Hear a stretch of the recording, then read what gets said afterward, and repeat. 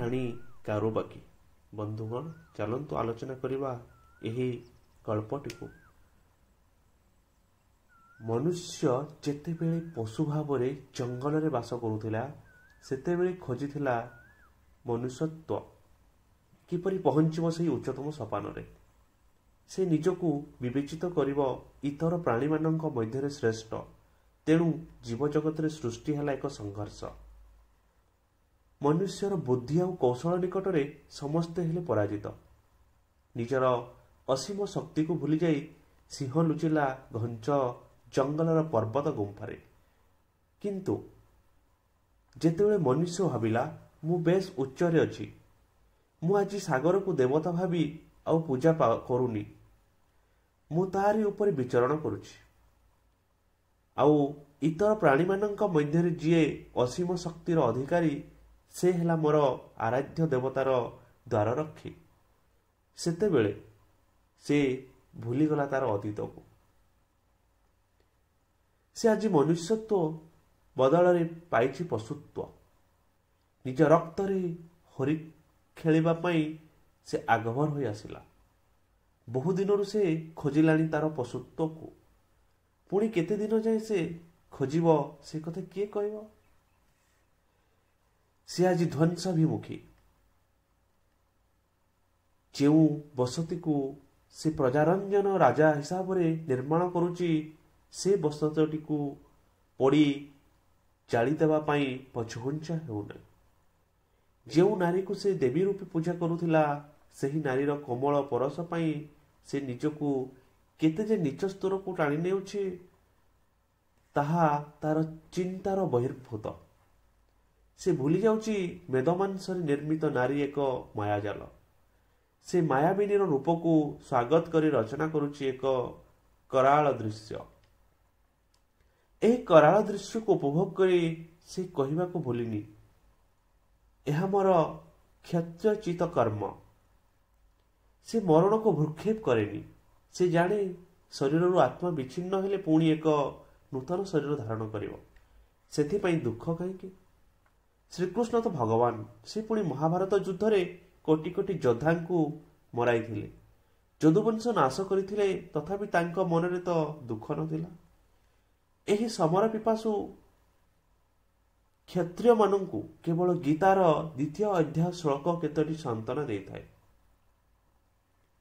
ଅଜୟ କଳିଙ୍ଗକୁ ଜୟ କରିବି, ଆଉ ସୁନାର କଳିଙ୍ଗ ହେବ ଧୂଳିସାତ। ଇତିହାସର ରକ୍ତିମ ପୃଷ୍ଠାରେ ଲିପିବଦ୍ଧ ହେବ ଅଶୋକଙ୍କର ଯୋଦ୍ଧା ଯାତ୍ରା। ଆଉ ଏ ଯୁଦ୍ଧ ହେବ ଦ୍ୱିତୀୟ ମହାଭାରତର ଯୁଦ୍ଧ। ଏହା ଚିନ୍ତା କରି ତୁମେ ଆଗଭର ହୋଇଥିଲ ନା ଅଶୋକ?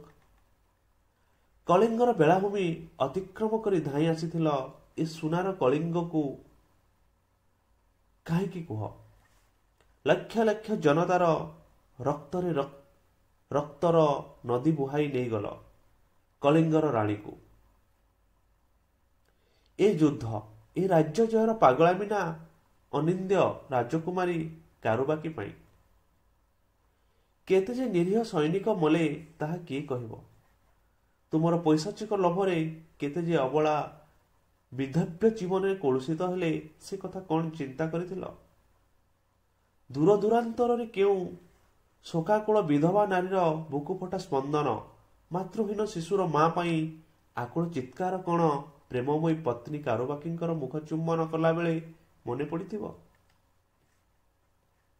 ଯେଉଁ କଳିଙ୍ଗର ରାସ୍ତାରେ କଳିଙ୍ଗ ସେନାର ଶବ ଝୁଲାଇ ଦେଇ ସେମାନଙ୍କର ସ୍ମୃତି ପାଇଁ କି ରାସ୍ତାରେ ବୃକ୍ଷରୋପଣ କରିଥିଲ? ଯୁଦ୍ଧକ୍ଷେତ୍ରରେ ଯେଉଁ କ୍ଷତବିକ୍ଷତ ସୈନିକ ପାଣି ଟୋପାଏ ପାଇଁ ଚିତ୍କାର କରିଥିଲେ, ସେହି ତୃଷାର୍ଥ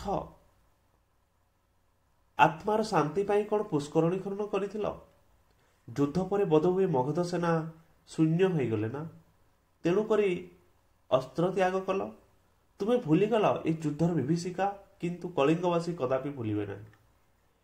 ଏ ପାପରୁ ମୁକ୍ତି ହେବା ପାଇଁ ତୁମେ ବୁଧଙ୍କର ଶରଣାପନ୍ନ ହେଲ ନା? କାରୁବାକିର ସ୍ୱଧର୍ମକୁ ନ ଆସିଲେ ସେ ବିବାହ କରିବେ ନାହିଁ, ଚୁକ୍ତିକୁ ରକ୍ଷା କରିବା ପାଇଁ ଭଗବାନଙ୍କର ଶରଣାପନ୍ନ ହେଲ। ତୁମେ କଳିଙ୍ଗବାସୀଙ୍କ ସମ୍ମୁଖରେ ଘୋଷଣା କଲ, ପ୍ରଜାମାନେ ମୋର ପୁତ୍ର। ମୁଁ ଯେପରି ମୋର କୁନାଲର ସମସ୍ତ ସୁଖ ଓ ଶାନ୍ତି ଚାହେଁ, ଠିକ୍ ସେହିପରି ପ୍ରଜାମାନଙ୍କ ନିମନ୍ତେ ମୋର ଇଚ୍ଛା। ତେବେ ତୁମେ କଳିଙ୍ଗ ପ୍ରତି କାହିଁକି ବୈମାତୃକ ମନୋଭାବ ଦେଖାଇଥିଲ? ତୁମ ଦ୍ୱାରା ତ ଖୋଦିତ ଯୌଗଡ଼ ଅନୁଶାସନ।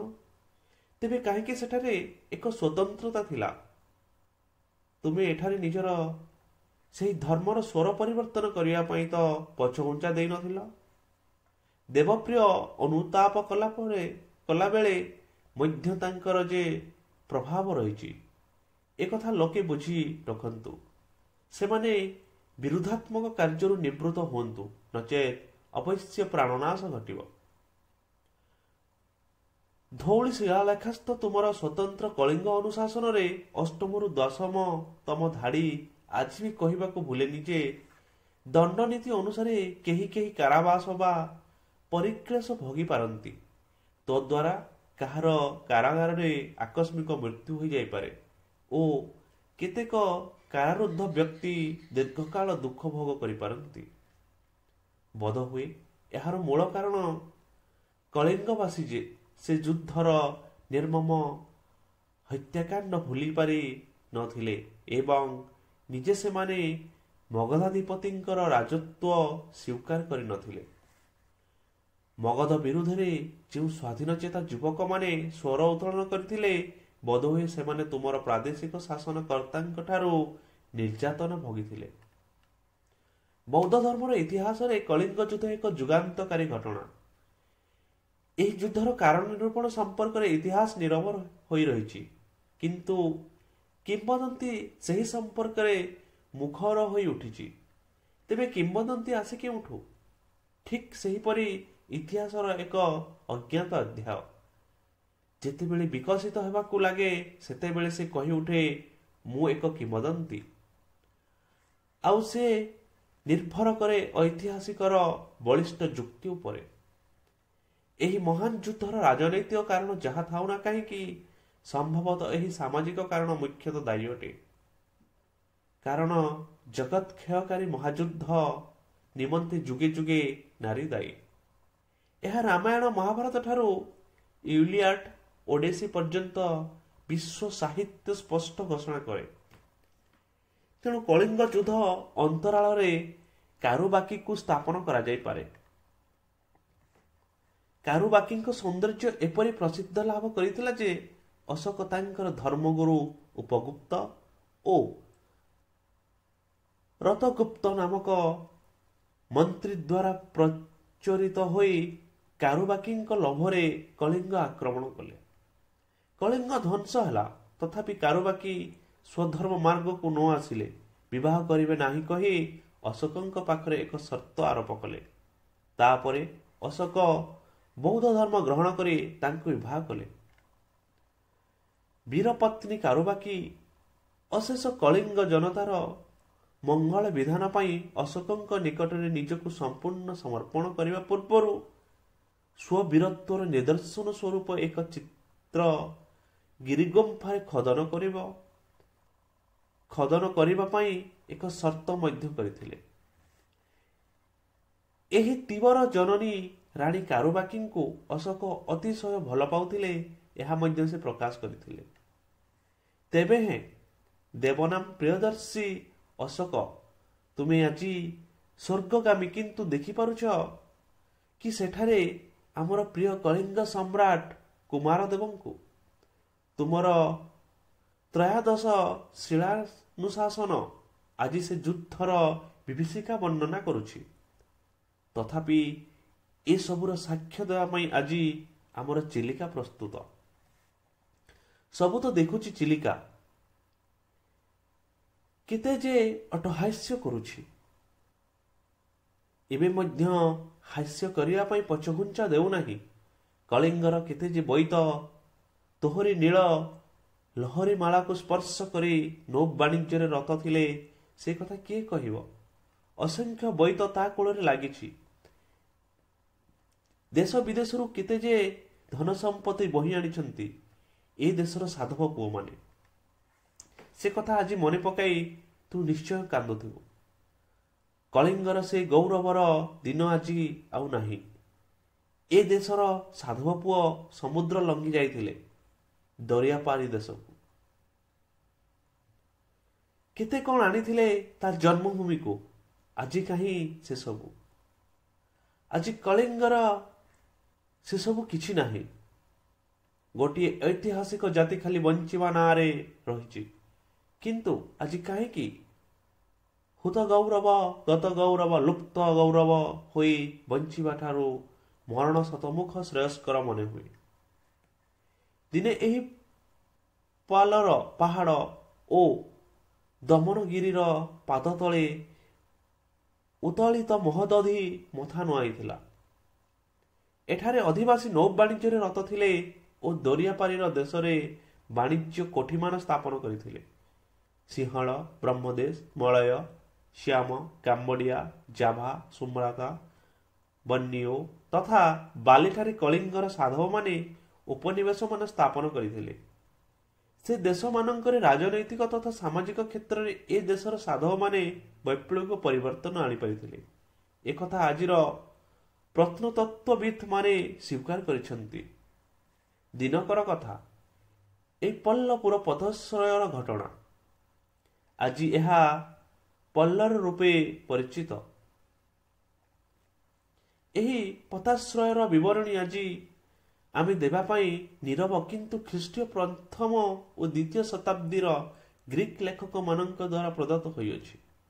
ଦକ୍ଷିଣ ପୂର୍ବ ଏସିଆ ଅଭିମୁଖରେ ଯାତ୍ରା କରିଥିବା ଜାହାଜମାନ ବିଶେଷତଃ ତାମ୍ରଲିପି କିମ୍ବା ପଲ୍ଲପୁରଠାରୁ ସମୁଦ୍ରକୁ ପ୍ରବେଶ କରୁଥିଲା। ବିଶିଷ୍ଟ ଭୌଗୋଳିକ ଟେଲେମିଙ୍କ ମାନଚିତ୍ରରେ ଏହାର ସ୍ଥାନ ଥିଲା। ସେଦିନ କାର୍ତ୍ତିକ ଅମାବାସ୍ୟା। ଉତ୍ତୋଳିତ ମହୋଦଧିର ନୀଳ ଉର୍ମିମାଳାକୁ ଅତିକ୍ରମ କରି କୈବର୍ତ୍ତ ପ୍ରବର ଉତ୍କଳ ପଲେଇ ତାର ବୋଇତକୁ ଫେରାଇ ଆଣୁଥିଲା ପଲ୍ଲପୁର ପଥାଶ୍ରୟ ଅଭିମୁଖେ। ବିସ୍ତୃତ ଜଳରାଶିରେ ଛଳ ଛଳ କରି ବୋଇତ ଫେରୁଛି। ଅଜସ୍ର ପବନ ବହି ଆଣୁଛି ମଝିରେ ଉଦାସ ସଙ୍ଗୀତ। ପଛରେ ତାର କେତେ ଯେ ବୋଇତ ଆସୁଛି ସେସବୁ ଏଇ ଚିଲିକା କେବଳ ଦେଖିଛି। ସୂର୍ଯ୍ୟ ରଶ୍ମିରେ ଜଳ ଚକଚକ କରୁଛି। ଆକାଶଟା ସନ୍ନ୍ୟାସୀର ମୁଖ ପରି ଶୁଭ୍ର ପ୍ରଶାନ୍ତ ଦେଖାଯାଉଛି। ପଲେଇର ବୋଇତ ପାଖରେ ଶୋଭା ପାଉଛି ରାଜବୋଇତ। ଉପରେ ଜରିବନ୍ଧା ପତାକା ସାନ ବଡ଼ ହୋଇ ଅନେକ। ମଝିରେ ଟଣା ହୋଇଛି ଚାନ୍ଦୁଆ। ଚାରିଧାରରେ ଲାଗିଛି ଝଲର। ଛୋଟ ଛୋଟ ଦର୍ପଣ ବାନ୍ଧେନି ଝଲମଲ କରୁଥାଏ। ସିଂହଳରୁ ମୁକ୍ତା ନେଇ ଫେରୁଛି ଆଜି ରାଜବୋଇତ। ଏହି ବୋଇତ କଳିଙ୍ଗର ଗୌରବ ରୂପେ ପରିଚିତ। ଅମାନିଆ ଦକ୍ଷିଣ ପଶ୍ଚିମ ବାୟୁ କାହାରିକୁ ଅପେକ୍ଷା ନ କରି ଉତ୍କଳ ପଲେଇର ଭାରାକ୍ରାନ୍ତ ବୋଇତକୁ ଠେଲି ଆଣୁଥିଲା ପଲ୍ଲପୁର ଅଭିମୁଖେ। ଅନେକ ଦିନ ଧରି ଭାରାକ୍ରାନ୍ତ ପଥ ସତେକି ଚାହୁଁଥିଲା ଟିକେ ବିଶ୍ରାମ। ଦୀର୍ଘ ଦିନ ଯାତ୍ରାରେ ସେ କ୍ଳାନ୍ତ। ଉତ୍କଳ ପଲେଇର ବୋଇତ ଯେତେବେଳେ ସାଗର ବକ୍ଷରେ ନାଚି ନାଚି ଫେରି ଆସୁଥିଲା ସେତେବେଳେ ପଲେଇର ଛାତି କୁଣ୍ଢେ ମୋଟ। ଅନେକ ଦିନର ସ୍ୱପ୍ନ ତାର ସଫଳ ହୋଇଛି। କିନ୍ତୁ ହାୟ, ଆଜି ତାର ସାଥୀ ନାହିଁ ତାର ହସ ଖୁସିରେ ଭାଗ ନେବା ପାଇଁ। ଦୁନିଆରେ ଆଜି ସତେକି ତାର କେହି ନାହିଁ। ତାର ସେହି ପ୍ରୀତିଭରା ମୁହଁଟି କେବଳ ଏହି ନୀଳ ଜଳରାଶିରେ ସେ ଦେଖିପାରୁଛି। କିନ୍ତୁ ସେ ତାର ଉପସ୍ଥିତିକୁ ନିହାତି ଅନୁଭବ କରୁଛି। ଆଜି ଯଦି ସେ ଥାନ୍ତା ନିଶ୍ଚୟ ହାତରେ ଅର୍ଘ୍ୟ ଥାଳି ନେଇ ଆସିଥାନ୍ତା ସେହି ଅଦୂର ବେଳାଭୂମିକୁ। ଆଉ ସେ ପିନ୍ଧେଇ ଦିଅନ୍ତା ଗୋରା ଚଣା ଟିକା, ତା ଉପରେ ଦିଅନ୍ତା ଅକ୍ଷତ, ତାପରେ କରନ୍ତା ବନ୍ଦାପଣା। କିନ୍ତୁ ଆଜି ସେ ବହୁତ ଦୂରରେ। ନିଜର ପ୍ରାଣ ପ୍ରତିମାକୁ ମନେ ପକାଇ ତାର ଆଖିରୁ ଝରି ପଡ଼ିଲା ଦୁଇ ଟୋପା ଲୁହ। ଆଖିର ଲୁହଧାର ମିଶିଗଲା ସାଗରର ନୀଳ ଜଳରାଶିରେ। ଛାତିକୁ ସେ ପଥର କଲା। ହଠାତ୍ ପତାଶ୍ରୟର କୋଳାହଳ ତାହାର ଚିନ୍ତାକୁ ଦୂର କଲା। ନିଜର ଜନ୍ମଭୂମିକୁ ସେ ଦେଖି ତାର ସମସ୍ତ ଦୁଃଖ ପାସରିଲା। ପ୍ରଧାନ ବୋଇତରେ ଥିଲେ ଉତ୍କଳ ପଲେଇ, ତାଙ୍କର ସ୍ନେହମୟୀ କନ୍ୟା କାରୁବାକୀ ଓ ଏକମାତ୍ର ପୁତ୍ର ପୁରୁବକ। ପାଖରେ ପୁତ୍ର କନ୍ୟା ଓ ସୁନା ରୂପାର ଭରା ବୋଇତକୁ ଦେଖି ଉତ୍କଳ ପଲେଇଙ୍କର ଗୋଡ଼ ତଳେ ଲାଗୁନଥିଲା। ଉତ୍କଳ ପଲେଇ ହାତ ଯୋଡ଼ିଲେ ସର୍ବମଙ୍ଗଳ ଜଗନ୍ନାଥଙ୍କ ଉଦ୍ଦେଶ୍ୟରେ। ସମସ୍ତ ପ୍ରକାର ବିପଦକୁ ସେ ଖଣ୍ଡନ କରିଛନ୍ତି। ତାଙ୍କୁ ଅବା କଣ ଦେବ? ସେ ଦିନର କଥା ତାର ଆଜି ମନରୁ ପାସରି ଯାଇନାହିଁ। କୋମ୍ବୋଜ ଉପକଣ୍ଠରେ ତାର ବୋଇତ ଉପରକୁ ଜଳଦସ୍ୟୁମାନଙ୍କର କି ପ୍ରଚଣ୍ଡ ଆକ୍ରମଣ! ଯଦି ତାର ଆଦରଣୀୟ କନ୍ୟା କାରୁବାକୀର ସରସନ୍ଧାନ ସେମାନଙ୍କୁ ସମୁଚିତ ଶିକ୍ଷା ଦେଇନଥାନ୍ତା, ତେବେ ସେ ହୁଏତ ଆଜି ଫେରି ନଥାନ୍ତା। ଯାହା ହେଉ ଭାଇ ଭଉଣୀ ଦୁଇ କଳିଙ୍ଗର ଗୌରବକୁ ରକ୍ଷା କଲେ। ଏପରି କେତେ କଣ ଆକାଶ ପାତାଳ ସେ ଭାବୁଥାଏ। ଅତୀତର ଗୋଟିଏ ଗୋଟିଏ ଅଭୁଲା ସ୍ମୃତି ଆଜି ତାର ମାନସ ପଟରେ ଭାସି ଆସୁଥାଏ। ଅତୀତର ସ୍ମୃତିରେ ସେ ନିଜକୁ ଭୁଲିଗଲା। ହଠାତ୍ ଶଙ୍ଖ ଧ୍ୱନି, ହୁଳହୁଳି ଶବ୍ଦ ଶୁଣି ଉତ୍କଳ ପଲେଇ ସହସା ଫେରି ଆସିଲା ଅତୀତକୁ। ସେ ଉଠିଲା। ସେ ଅନୁଭବ କଲା ତଥାପି ଯେପରି ଅତୀତର କ୍ଷୟଟିଏ ତା ମାନସ ପଟରେ ଲାଖି ରହିଛି। ସମ୍ମୁଖରେ ପଲ୍ଲପୁର ପତାଶ୍ରୟ। ତୋରଣରେ ବେଶ୍ ସୁସଜ୍ଜିତ। ବିଭିନ୍ନ ପ୍ରକାର ବାଦ୍ୟଯନ୍ତ୍ରରେ ପଲ୍ଲପୁର ଆଜି ଉଛୁଳି ଉଠୁଛି। ସାଧବ ବୋହୂମାନେ ବନ୍ଦାପନା କରିବା ପାଇଁ ବ୍ୟଗ୍ର। କଳିଙ୍ଗ ସମ୍ରାଟ ଖପିଙ୍ଗଳ ଦେବଙ୍କର ଜୟ ହେଉ, ଯୁବରାଜ କୁମାର ଦେବଙ୍କର ଜୟ ହେଉ ଧ୍ୱନିରେ ପତାଶ୍ରୟ ମୁଖରିତ ହେବାକୁ ଲାଗିଲା। ପଲ୍ଲପୁରର ଆନନ୍ଦ କୋଳାହଳ କାରୁବାକୀର ମନରେ ଏକ ନୂତନ ଶିହରଣ ଆଣିଦେଲା। ଚପଳମତୀ କାରୁବାକୀ ବୋଇତ ମଙ୍ଗ ନିକଟକୁ ଧାଇଁ ଆସି ଅପଲକ ନୟନରେ ଚାହିଁ ଦେଖିଲା ତାର ପ୍ରିୟ ଜନ୍ମଭୂମିକୁ। ମନେ ପଡ଼ିଗଲା ତାର ବାଲ୍ୟ ସାଥୀ ପ୍ରିୟମ୍ବଦା ଓ ଚନ୍ଦ୍ରକଳାକୁ। ସେମାନେ କେତେ ଖେଳ ଖେଳିଛନ୍ତି, କେତେ ମିଛିମିଛିକା ବାହାଘର କରିଛନ୍ତି। ଭୋଜି ହୋଇଛି। ଭୋଜି ଖାଇ ନିଜ ନିଜ ଘରକୁ ଫେରିଛନ୍ତି। ପୁଣି ଝଗଡ଼ା କରିଛନ୍ତି। କେତେ ଦିନ ପୁଣି ଅଭିମାନ କରି କଥା ନ ହୋଇ ରହିଛନ୍ତି। ପୁଣି ମିଶି ଖେଳିଛନ୍ତି। ଆଜି ତାକୁ ସେ ସବୁ ସ୍ୱପ୍ନ ପରି ଲାଗୁଛି। ମା କାରୁବାକୀ, ଏଇ ଦେଖ, ତୋର ସାଙ୍ଗସାଥୀମାନେ ପଲ୍ଲପୁରରେ ତୋ ପାଇଁ ଅପେକ୍ଷା କରିଛନ୍ତି। ହଁ ବାପା, ମୁଁ ମଧ୍ୟ ବହୁତ ଦିନ ହେଲା ସେମାନଙ୍କୁ ଅପେକ୍ଷା କରିଛି।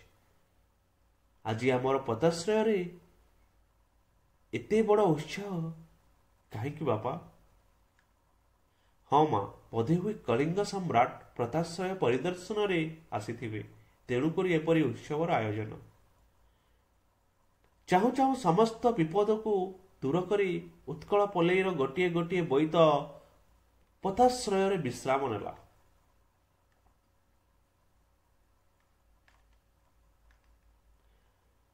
ପଲ୍ଲପୁରର ପତାଶ୍ରୟ କୋଳାହଳରେ ପରିପୂର୍ଣ୍ଣ। ପତାଶ୍ରୟର ଚତୁଃପାର୍ଶ୍ୱରେ ଜନସମାଗମ। ବିଭିନ୍ନ ରଙ୍ଗ ବେରଙ୍ଗ ବୋଇତରେ ପତାଶ୍ରୟର ସୌନ୍ଦର୍ଯ୍ୟ କହିଲେ ନ ସରେ। ଶଙ୍ଖ, କାହେଳି, ମହୁରୀ ଶବ୍ଦରେ ପତାଶ୍ରୟର ଗଗନ ପବନ ମୁଖରିତ। କଳିଙ୍ଗ ସମ୍ରାଟଙ୍କର ଜୟ, କୁମାର ଦେବଙ୍କର ଜୟ ଧ୍ୱନିରେ ପତାଶ୍ରୟ ଆଜି ପ୍ରକମ୍ପିତ। ମହାରାଜା ଖପିଙ୍ଗଳଙ୍କର ଆଦେଶରେ ଯୁବରାଜ ଆଜି ପତାଶ୍ରୟ ପରିଦର୍ଶନରେ ଆସିଛନ୍ତି। ନୌବାଣିଜ୍ୟ ଏ ଦେଶର ପ୍ରାଧାନ୍ୟ ସମ୍ବଳ। ଏହି ସାଧବ ପୁଅମାନେ ଥିଲେ କଳିଙ୍ଗ ଦେଶର ଅର୍ଥନୈତିକ ଜୀବନର ମେରୁଦଣ୍ଡ। ପଲ୍ଲପୁର ପତାଶ୍ରୟର ନୌ ଅଧ୍ୟକ୍ଷ ଓ କଳିଙ୍ଗ କୁମାର ପତାଶ୍ରୟ ପରିଦର୍ଶନ କରି ସାଧବମାନଙ୍କର ଅଭାବ ଅସୁବିଧା ଗୋଟି ଗୋଟି କରି ବୁଝି ନେଉଥିଲେ। ସେମାନଙ୍କର ଜଳଯାତ୍ରାର କାହାଣୀ ଶୁଣି ସେମାନଙ୍କର ବୀରତ୍ୱକୁ ପ୍ରଶଂସା ନ କରି ରହିପାରୁନାହାନ୍ତି। କଳିଙ୍ଗ କୁମାର ଧୀରେ ଧୀରେ ନୌଧ୍ୟକ୍ଷଙ୍କ ସହ ପତାଶ୍ରୟ କୂଳରେ ଚାଲିବାକୁ ଲାଗିଲେ। ପତାଶ୍ରୟର ଦୃଶ୍ୟ ଏଡ଼େ ମନୋହର ବୋଧ ହେଉଥିଲା ଯେ ସେ କୌଣସି ଆଡ଼କୁ ଚାହିଁଲେ ଆଉ ଆଖି ଫେରାଇବାକୁ ମନ ହେଉନଥିଲା। ଏହି ଦୃଶ୍ୟ ଦେଖି କୁମାର ମନେ ମନେ ଚିନ୍ତା କଲେ, କଳିଙ୍ଗର ପତାଶ୍ରୟ ଭଳି ବାଣିଜ୍ୟ ସ୍ଥାନ ବୋଧହୁଏ ପୃଥିବୀରେ କୌଣସିଠାରେ ନାହିଁ। ସେଥିପାଇଁ କଳିଙ୍ଗ ସମ୍ରାଟ ଏଠାରେ ସାଧବମାନଙ୍କ ଉପରେ ବାଣିଜ୍ୟ ଭାର ଦେଇ ନିଶ୍ଚିନ୍ତରେ ରହିପାରୁଛନ୍ତି। ସେ ଏପରି ଚିନ୍ତା କରୁଥିବା ସମୟରେ ତାଙ୍କର ଦକ୍ଷିଣ ବାହୁ ସ୍ପନ୍ଦିତ ହେଲା। ଏହା ସାଧାରଣତଃ ଶୁଭ ପରିଣୟର ସୂଚନା। କୁମାର ଏକାନ୍ତ ବିସ୍ମିତ ହୋଇ ମନେ ମନେ ଭାବିଲେ, ଏ ପତାଶ୍ରୟ ଏକ ବାଣିଜ୍ୟ କେନ୍ଦ୍ର, ଅଥଚ ଏଠାରେ ମୋର ଦକ୍ଷିଣ ବାହୁ ସ୍ପନ୍ଦିତ ହେଉଅଛି। ଏପରି ସ୍ଥାନରେ ମୋର ପରିଣୟର ସମ୍ଭାବନା କିପରି ହୋଇପାରେ? ଅଥଚ ପ୍ରଜାପତିର ଘଟସୂତ୍ର ତ ତାହା ଯେ କୌଣସି ସ୍ଥାନରେ ଘଟିପାରେ। ପତାଶ୍ରୟର ରମଣୀୟ ଦୃଶ୍ୟ ଦେଖିବା ସଙ୍ଗେ ସଙ୍ଗେ କୁମାର ଏହିପରି ଚିନ୍ତିତ ହୋଇପଡ଼ିଲେ। ସେ ଲକ୍ଷ୍ୟ କଲେ ଅଦୂରରେ ଝିଅମାନେ ଆନନ୍ଦରେ ଅଜଳା ଭିଡ଼ି ଉତ୍କଳ ପଲେଇ ବୋଇତଗୁଡ଼ିକୁ କୂଳକୁ ନେଇ ଆସିଲେ।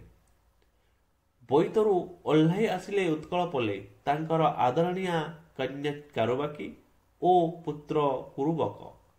ବ୍ରହ୍ମଶ୍ୟାମ ପ୍ରଭୃତି ଦେଶମାନଙ୍କରେ ବ୍ୟବସାୟ କରି କେତେ ବର୍ଷ ପରେ ଉତ୍କଳ ପଲେଇ ଫେରି ଆସିଛନ୍ତି ତାଙ୍କର ପରିଚିତ ପଲ୍ଲପୁରକୁ। କାରୁବାକୀର ସାଥୀମାନେ ସଙ୍ଗେ ସଙ୍ଗେ କାରୁବାକୀଙ୍କୁ ଘେରିଗଲେ। ଆଲୋ କାରୁବାକୀ, ତୁ ମନେ ରଖିଛୁ ନା ତୋର ସାଥୀମାନଙ୍କୁ ଭୁଲିଗଲୁଣି? ପ୍ରିୟମ୍ବଦାର ଏ ପଦେ ମାତ୍ର କଥା ନ ସରୁଣୁ ଆଉ ଜଣେ ତାର ସାଥୀ କହି ଉଠିଲା, ଆଲୋ ସତରେ ତୁ କେଡ଼େ ସୁନ୍ଦର ଦେଖାଯାଉଛୁ। ଏହା କହି ପ୍ରୀତି କାରୁବାକୀକୁ କୁଣ୍ଢେଇ ନେଲେ। କାରୁବାକୀର ଆନନ୍ଦ କହିଲେ ନ ସରେ। ଅନନ୍ତ ସାଗର ମଧ୍ୟରୁ ସିଏ ଆଜି ଛୁଟି ଆସିଛି ତାରି ଗାଁ ମାଟିକୁ। ଜଣ ଜଣ କରି କିଏ କେତେ କଥା କହିଗଲେ। କଥାର କ'ଣ ଗୋଟିଏ ଶେଷ ଅଛି?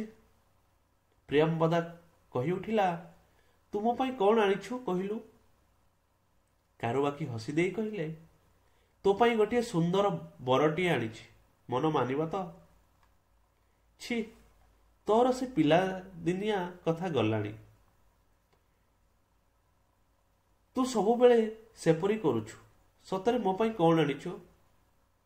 ତୋ ପାଇଁ ଗୋଟିଏ କଳା ମେଘି ପାଟ ଓ ପ୍ରୀତି ପାଇଁ ଗୋଟିଏ ମେଘଡମ୍ବରୁ ଶାଢ଼ୀ, ମନ ମାନିବ ତ? କାହିଁକି ନ ମାନିବ ଯେ? ଯେତେବେଳେ ତୋର ମନ ମାନିଛି ଆମର ମନ ନିଶ୍ଚୟ ମାନିବ। ଏହି ସମୟରେ ଉତ୍କଳ ପଲେଇ ଦୂରରୁ କୁମାରଙ୍କୁ ଦେଖି କାରୁବାକୀଙ୍କୁ କହିଦେଲେ, ମା କାରୁବାକୀ, ଏଇ ଦେଖ, ଏଇ ଆଡ଼କୁ ଯୁବରାଜ ଆସୁଛନ୍ତି। ତୁରନ୍ତ ରାଜକୁମାରଙ୍କର ଅଭ୍ୟର୍ଥନା ପାଇଁ ପ୍ରସ୍ତୁତ ହୋଇଯାଅ। ପଲ୍ଲପୁର ପତାଶ୍ରୟର ନୌଧକ୍ୟଙ୍କ ସହ କଳିଙ୍ଗ କୁମାରଙ୍କୁ ଦେଖି ଉତ୍କଳ ପଲେଇ ମଥା ନୁଆଇ ସମ୍ମାନ ଜଣାଇଲେ। କୁମାର ଉତ୍କଳ ପଲେଇଙ୍କୁ ଜଳଯାତ୍ରାର କୁଶଳ ପଚାରିବାକୁ ଲାଗିଲେ। ଉତ୍ତର ଦେଇ ପଲେଇ କହିଲେ, ଆମ୍ଭେମାନେ ଆପଣଙ୍କ ରାଜ୍ୟରେ ରହି ନିର୍ବିଘ୍ନରେ ନୌବାଣିଜ୍ୟ କରିପାରୁଛୁ। ଏଣୁ ସୌଦାଗରମାନେ ସର୍ବଦା ଆପଣଙ୍କର ପ୍ରଶଂସା କରିଥାନ୍ତି ଓ ଭଗବାନଙ୍କ ନିକଟରେ ଆପଣଙ୍କର ଶୁଭକାମନା କରିଥାନ୍ତି। ବାପାଙ୍କର କଥା ନ ଶୁଣୁଣୁ କାରୁବାକୀ ହାତରେ ଅଭ୍ୟର୍ଥନା ସାମଗ୍ରୀ ନେଇ ଆସି ପହଞ୍ଚିଗଲେ।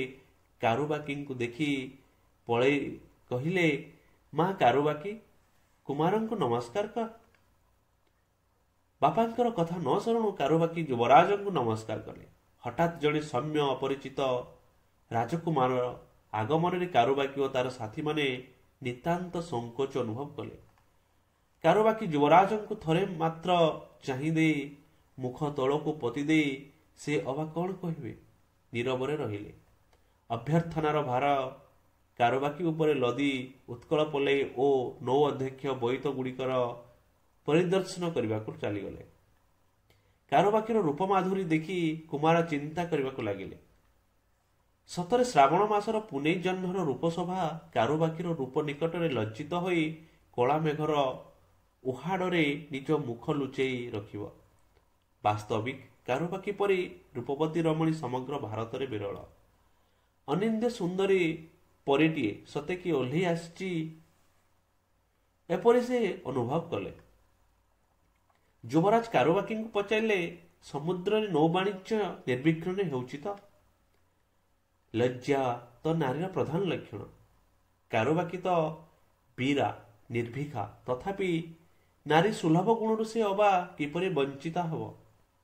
ଲଜ୍ଜାବଶତଃ କାରୁବାକି କୁମାରଙ୍କ ପ୍ରଶ୍ନର ଉତ୍ତର ନ ଦେଇ କେବଳ କୁମାରଙ୍କର ପାଦ ଯୁଗଳକୁ ଚାହିଁ ରହିଲେ। କାରୁବାକିର ସଙ୍ଗିନୀ ଭାନୁମତୀ ଉତ୍ତର ଦେଲେ, ମହାଭାଗ, ଜଳଯାତ୍ରାରେ କାରୁବାକିର ସହାୟତା ଯୋଗୁଁ ସେମିତି କିଛି ବିଘ୍ନ ଘଟିନାହିଁ। ଏବେ ଆପଣଙ୍କ ଭଳି ବିଶିଷ୍ଟ ପରିଦର୍ଶକର ଶୁଭଗମନରେ ଆମର ଏହି ପତାଶୟ ଧନ୍ୟ ହୋଇଛି। ଏହା କହି ସେ କୁମାରଙ୍କୁ ଆସନରେ ବସିବା ପାଇଁ ଅନୁରୋଧ କଲେ। କୁମାରଙ୍କର ବସିବା ଦେଖି କାରୁବାକି ତାର ସହଚରୀମାନଙ୍କୁ କହିଲେ, ଶୀଘ୍ର ଯାଇ ବୋଇତରୁ ଅର୍ଘ୍ୟ ନେଇ ଆସ। ଏଠାରେ ସ୍ୱର୍ଣ୍ଣ କଳସୀରେ ଜଳ ଅଛି, ସେଥିରେ ପାଦ ଧୋଇ ନିଜକୁ ଧନ୍ୟ ମନେ କରିବା। କୁମାର କହିଲେ, ତୁମେମାନେ ଏପରି ବ୍ୟସ୍ତ ହେବାର ଆବଶ୍ୟକତା ନାହିଁ। ତୁମ୍ଭମାନଙ୍କର ଆତିଥ୍ୟ ପରାୟଣତାରେ ମୁଁ ପରମ ସନ୍ତୋଷ ଲାଭ କରିଛି। ଏହିପରି କଥୋପକଥନ ଆରମ୍ଭ ହୋଇଗଲା। କାରୁବାକି ନିଜର ଜଳଯାତ୍ରାର ଗୋଟିଏ ଗୋଟିଏ ଅଭିଜ୍ଞତା ବର୍ଣ୍ଣନା କରି ଚାଲିଲେ। କୁମାର ସେଗୁଡ଼ିକ ଆଶ୍ଚର୍ଯ୍ୟଚକିତ ହୋଇ ଶୁଣିବାକୁ ଲାଗିଲେ। କୁମାର କାରୁବାକିର କଥା ଶୁଣି ମନେ ମନେ ପ୍ରଶଂସା ନ କରି ରହିପାରିଲେ ନାହିଁ। ରାଜକୁମାର କାରୁବାକିର ରଣକୌଶଳରେ ପାରିଦର୍ଶିତା ଜାଣି ସେ କିପରି ଏ ଅସାଧାରଣ ଯୁଦ୍ଧ ବିଦ୍ୟା ସାଧନା କରିପାରିଛି ସେ ବିଷୟରେ ସେ ଏକାନ୍ତ ଆଗ୍ରହୀ ହୋଇ ଭାନୁମତୀକୁ ତାର ଶିକ୍ଷା ବୃତ୍ତାନ୍ତ ପଚାରିଲେ। କୁମାରଙ୍କର ପ୍ରଶ୍ନ ଶୁଣି ଭାନୁମତୀ ଉତ୍ତର ଦେଲେ, ମହାଭାଗ, ଆମର ପ୍ରିୟ ସହଚରୀ ଜନ୍ମରୁ ଦୁଃଖିଣୀ। ଜନ୍ମ ହେବାର କିଛି ଦିନ ପରେ କାରୁବାକିର ମା ଚିରଦିନ ପାଇଁ ତାର ଆଦରଣୀୟ କନ୍ୟାକୁ ପିତାଙ୍କ ପାଖରେ ଛାଡ଼ି ଇହଲୀଳା ସାଙ୍ଗ କଲେ। ମା ଜଣେ ଧର୍ମ ପରାୟଣ ମହିଳା ଥିଲେ। ଯେତେବେଳେ କାରୁବାକି ଗର୍ଭସ୍ଥ ସେତେବେଳେ ସେ ରାମାୟଣ, ମହାଭାରତ, ଗୀତା ପ୍ରଭୃତି ଧର୍ମଗ୍ରନ୍ଥ ଆଲୋଚନାରେ ରତ ଥିଲେ। ମହାଭାରତର ରଣକୌଶଳ କାରୁବାକିଙ୍କ ମାଙ୍କୁ ବେଶ୍ ଭଲ ଲାଗୁଥିଲା ଓ ବୀରବାଳା ଅଭିମନ୍ୟୁର ରଣକୌଶଳ ତାଙ୍କୁ ଆପ୍ୟାୟିତ କରିଥିଲା।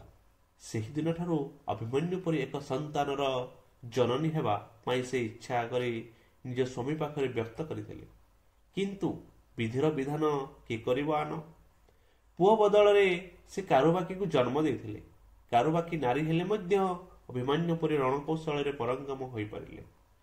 ମାତୃଗର୍ଭରେ ବୋଧେ ହୁଏ ଧର୍ମଶାସ୍ତ୍ରର ଆଲୋଚନା ପ୍ରଭାବ ତାଙ୍କ ଉପରେ ପ୍ରଭାବ ପକାଇଥିଲା। ଝିଅର ଯୁଦ୍ଧ ବିଦ୍ୟା ଶେଷରେ ଇଚ୍ଛା ଜାଣି ପିତା ମଧ୍ୟ ଜଣେ ଉଚିତ ଗୁରୁଙ୍କର ବ୍ୟବସ୍ଥା କରିଥିଲେ।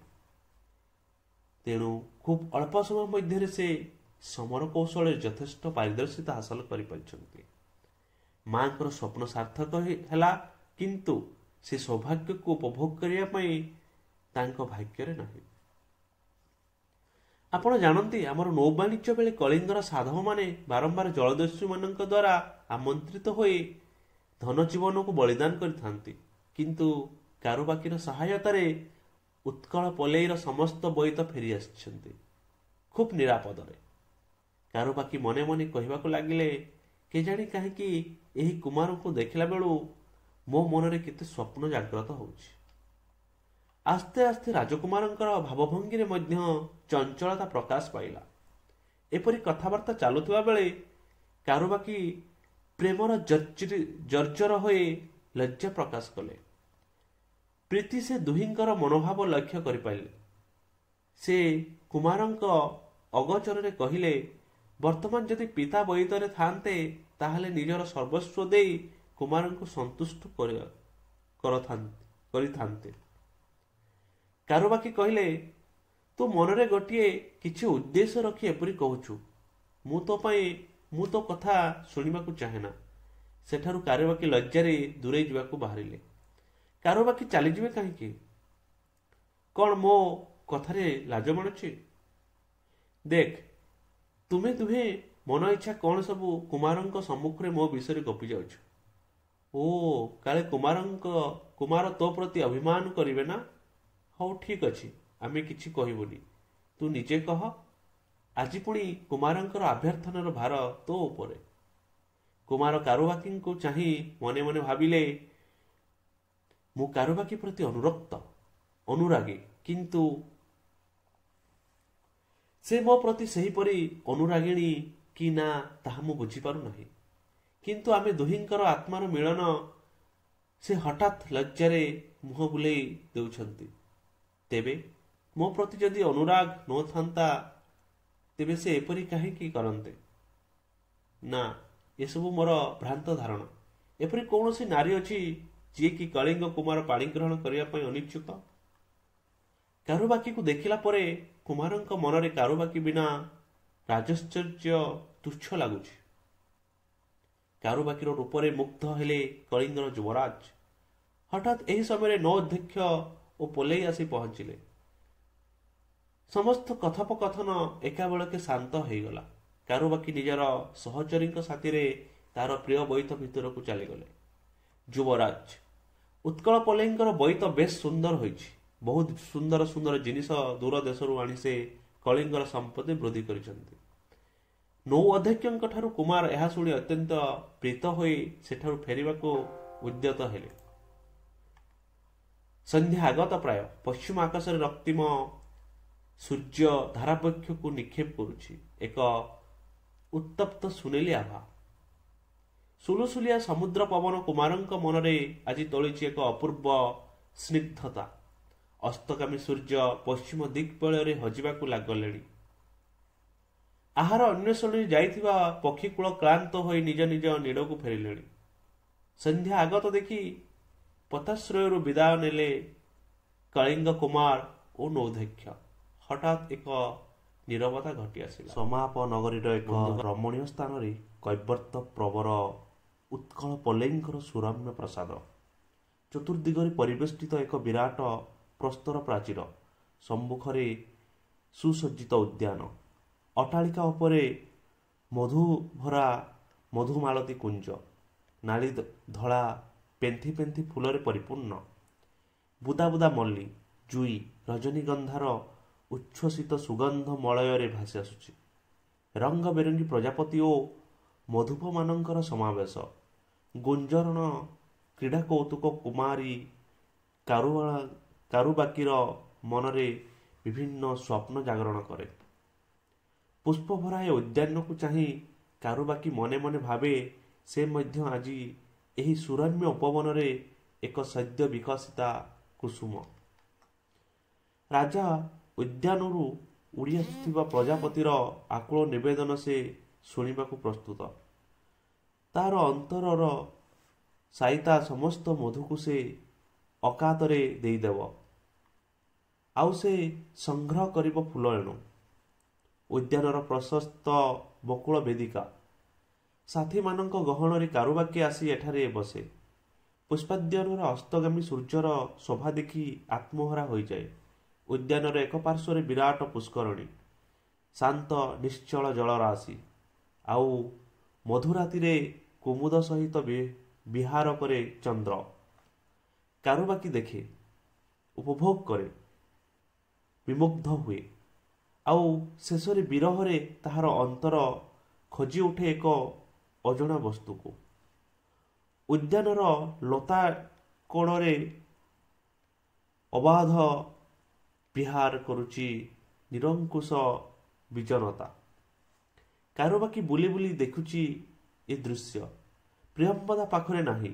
ଦୂରରେ ବୁଲି ବୁଲି ସେ ତାହାର ପ୍ରିୟ ସଖୀ ଲାଗି ତୋଳୁଛି ଅତସୀ କୁସୁମ। କାରୁବାକି ଏକାକୀ। ଏହି ଶାନ୍ତ ପରିବେଶ କାରୁବାକିକୁ ବଡ଼ ଆନନ୍ଦ ଦେଉଛି। କ୍ଷଣିକ ପାଇଁ ସେ ସବୁ ଭୁଲିଗଲା ଏହି ସୁରମ୍ୟ ପୁଷ୍ପରାଜି ଭରା ଉଦ୍ୟାନରେ। ହେ ସୁନ୍ଦର ଉପବନ, ତୁମେ ଏହିପରି ଚିର ସୁନ୍ଦର ହୋଇଥାଅ। ଏ ଜୀବନ ହେଉ ସୁନ୍ଦର ସୁଭୋଗା। ଉଦ୍ୟାନର ଅପୂର୍ବ ଶୋଭାରେ ଆତ୍ମହରା ହୋଇ ସେ ଆନନ୍ଦରେ ଏ କଥା କହି ପକାଇଲା ନିଜକୁ। ନିଜ ମନର ସବୁ ଯନ୍ତ୍ରଣା ପାସୋରି ଦେଇ ଚମକି ପଡ଼ି ଫେରି ଚାହିଁଲା କାରୁବାକି। ଆରେ, ଏ ତ ସେହି ଯୁବରାଜ, ସେହି କୁମାର ଦେବ। ଲଜ୍ଜାରେ ଚାହିଁଦେଲା କାରୁବାକି। କାହିଁକି ଏପରି ଉଦ୍ୟାନରେ ବୁଲୁଛି? କିଏ? ମୁଁ? ହଁ, ଆପଣ। ମୁଁ ଚାହେଁ ରୂପସୀ କାରୁବାକିକୁ। ଏଇଠି ତ ଠିଆ ହୋଇଛି ମୁଁ। ଦେଖିଲ ତମେ? ଆଉ କ'ଣ? ନା, ଏଠାରେ ନୁହେଁ। ଆଉ କେଉଁଠାରେ? ସେଠାରେ ତୁମକୁ ଦେଖିବି ରୂପସୀ, ଯେଉଁଠାରେ କେହି ତୁମକୁ ଦେଖିପାରିବେ ନାହିଁ। କାରୁବାକିର ସର୍ବାଙ୍ଗରେ ଏକ ନୂତନ ଶିହରଣ ଖେଳିଗଲା। ସେ କୁମାରଙ୍କୁ ପାଖରୁ ଦୂରକୁ ଯିବାକୁ ବସିଲା, କିନ୍ତୁ ତାର ସମସ୍ତ ଚେଷ୍ଟା ବିଫଳ ହେଲା। କୁମାରଙ୍କର ବିଶାଳ ବାହୁବନ୍ଧନରେ ରୂପସୀ କାରୁବାକି ବନ୍ଧିନୀ ନିରୁପାଇ ସେ। ବହୁ ଚେଷ୍ଟା କଲା, କିନ୍ତୁ କୁମାରଙ୍କ ବାହୁବନ୍ଧନରୁ ନିସ୍ତାର ପାଇପାରିଲା ନାହିଁ। ବହୁତ ଦିନ ପରେ ସେ ପାଇଛନ୍ତି। ବାରମ୍ବାର ତାହାର ଅଧର ଚୁମ୍ବନ କରିବାକୁ ଲାଗିଲେ। ଅସହାୟ ଭାବରେ ସେ ତାଙ୍କରି ବାହୁ ଯୁଗଳରେ ପଡ଼ି ରହିଲା। ତାହାର ଦେହ ମନରେ ଅପୂର୍ବ ଶିହରଣ। ସେ ପାଇଛି ଏକ ନୂତନ ଆସ୍ୱାବନ, ଏକ ନୂତନ ଉନ୍ମାଦନା। ନିର୍ଜୀବ ଭଳି ପଡ଼ି ରହିଲା କାରୁବାକି। ପ୍ରିୟମ୍ବଦାର ଡାକରେ ହଠାତ୍ ତାହାର ସ୍ୱପ୍ନ ଭଙ୍ଗ ହେଲା। ଏକ ଦୀର୍ଘ ନିଶ୍ୱାସ ମାରି ଚାରିଆଡ଼କୁ ଅନେଇଲା ସେ। କେହି କୁଆଡ଼େ ନାହାନ୍ତି। କେବଳ ମଧୁପମାନଙ୍କର ଗୁଞ୍ଜନରେ ସ୍ଥାନଟି ମୁଖରିତ। ମାତ୍ର କେତୋଟି ଅସତୀ କୁସୁମକୁ ନେଇ ପ୍ରିୟମ୍ବଦା କାରୁବାକିକୁ ଉଦ୍ୟାନର ବାହାରକୁ ନେଇ ଆସିଲା। ସବୁ ତାକୁ ଇତିହାସର ଏକ ଅଜ୍ଞାତ ଅଧ୍ୟାୟ ପରି ବୋଧ ହେଲା। ଆଜି ଦେବାଳୟରେ ପୁଣ୍ୟ ଉତ୍ସବ। ସୌନ୍ଦର୍ଯ୍ୟମୟୀ ପର୍ବତର ଶିଖର ଦେଶ ଅପୂର୍ବ ଶୋଭା ଧାରଣ କରୁଛି। ଆଲୋକମାଳାରେ ମନ୍ଦିରର ପ୍ରାଙ୍ଗଣ ଆଲୋକିତ। ଚଣ୍ଡୀପାଠର ଧ୍ୱନିରେ ଦେବାଳୟର ଚତୁଃପାର୍ଶ୍ୱ ପ୍ରତିଧ୍ୱନିତ ହେଉଅଛି। ନାନା ପ୍ରକାରର ବାଦ୍ୟରେ ଆକାଶ କମ୍ପୁଛି। ଦେବୀ ଦର୍ଶନ ପ୍ରାର୍ଥୀ ଆବାଳ ବୃଦ୍ଧବନିତାଙ୍କର କୋଳାହଳରେ ସମଗ୍ର ବନଦେଶ ମୁଖରିତ। ତାରାତାରିଣୀ ପୀଠ ସମାପନଗରୀ ନିକଟସ୍ଥ ଏକ ପ୍ରସିଦ୍ଧ ତନ୍ତ୍ରପୀଠ। କଳିଙ୍ଗର ଶତ ଶତ ମନ୍ଦିରମାନଙ୍କ ମଧ୍ୟରେ ଶ୍ରେଷ୍ଠ ଦେବୀପୀଠ। ବିବିଧ ବୃକ୍ଷଲତା ପୁଷ୍ପରାଜିରେ ମନ୍ଦିରସ୍ଥ ପାହାଡ଼ ପରି ଶୋଭିତ। କେଉଁଠି ଦେଖିବାକୁ ମିଳେ କୁମାରୀଗଣ ନୃତ୍ୟରତା ତ କେଉଁଠି କୁମାରୀଗଣଙ୍କର ଚାଲିଛନ୍ତି ଦେବୀଙ୍କ ଅଭିମୁଖେ, ହାତରେ ଧୂପ ଦୀପ ନୈବେଦ୍ୟ ଓ ଫୁଲର ମାଳା ଧରି। ଭକ୍ତମାନେ ହୃଦୟଙ୍ଗମ କରିଛନ୍ତି। ମା ତାରାତାରିଣୀଙ୍କ ବିପଦ ଆପଦ ବେଳେ ପାଖରେ ଆସି ଠିଆ ହୁଅନ୍ତି। ଭକ୍ତର ଆକୁଳ ବେଦନା ଶୁଣନ୍ତି। କେବେ ଏ ଦେବୀ ଏଠାରେ ପ୍ରତିଷ୍ଠିତା କିଏ ବା କହିବ? ଦେବୀଙ୍କର ସ୍ତନଯୁଗଳ ଏଠାରେ ପୂଜିତ। ସ୍ତନପୀଠ ରୂପେ ଖୁବ୍ ପରିଚିତ। ଭକ୍ତର ସେ ଅଧୀନା। ପ୍ରତ୍ୟେକ ବର୍ଷ ଏହି ଚୈତ୍ର ମାସରେ ଏଠାରେ ଲୋକେ ସମାଗମ ଲାଗି ରହିଥାଏ। ମନ୍ଦିରର ସମ୍ମୁଖରେ ସୁସଜ୍ଜିତ ଅଭ୍ୟର୍ଥନା ସମିତି। ଦର୍ଶକ ମଣ୍ଡଳୀ ଉଦ୍ବିଗ୍ନ ହୋଇ ଚାହିଁ ରହିଛନ୍ତି ଏକ ଅଦମ୍ୟ ଉତ୍କଣ୍ଠା ନେଇ। ଆଜି ମନ୍ଦିରର ପରିଦର୍ଶନରେ ଆସିବେ କଳିଙ୍ଗ ସମ୍ରାଟ କପିଳଙ୍ଗ। ସମ୍ରାଟ ଜୈନ ହେଲେ ମଧ୍ୟ ଦେବୀଙ୍କ ଉପରେ ଭରସା। ତାଙ୍କରି ବିଶ୍ୱାସ କଳିଙ୍ଗ ସେନାଙ୍କୁ ମା ସମସ୍ତ ବିପଦରୁ ରକ୍ଷା କରନ୍ତୁ। ଏଣୁ ଆଜି କଳିଙ୍ଗର ସମସ୍ତ ଧନୀ ଦରିଦ୍ର ରୁଣ୍ଡ ହୋଇଛନ୍ତି ମାଙ୍କ ଦର୍ଶନ ପାଇଁ। ନାରୀମାନେ ଏକ ସ୍ୱତନ୍ତ୍ର ସ୍ଥାନରେ ଏକତ୍ରିତ ହୋଇଛନ୍ତି। ସମାପନଗରୀର ବହୁ ଖ୍ୟାତିନାମା ଧନୀ ଅଭିଜାତ୍ୟ ଓ ସମ୍ଭ୍ରାନ୍ତ ବଂଶର ନାରୀମାନେ ଆସିଛନ୍ତି। ସେମାନଙ୍କର ରଙ୍ଗବେରଙ୍ଗ ବସ୍ତ୍ରରେ ମନ୍ଦିର ପ୍ରାଙ୍ଗଣର ରୂପ ବଦଳି ଯାଇଛି। ନାରୀ ଅଭ୍ୟର୍ଥନା ସମିତି ତରଫରୁ କାରୁବାକି ଆଜି ଅଗ୍ରଣୀ।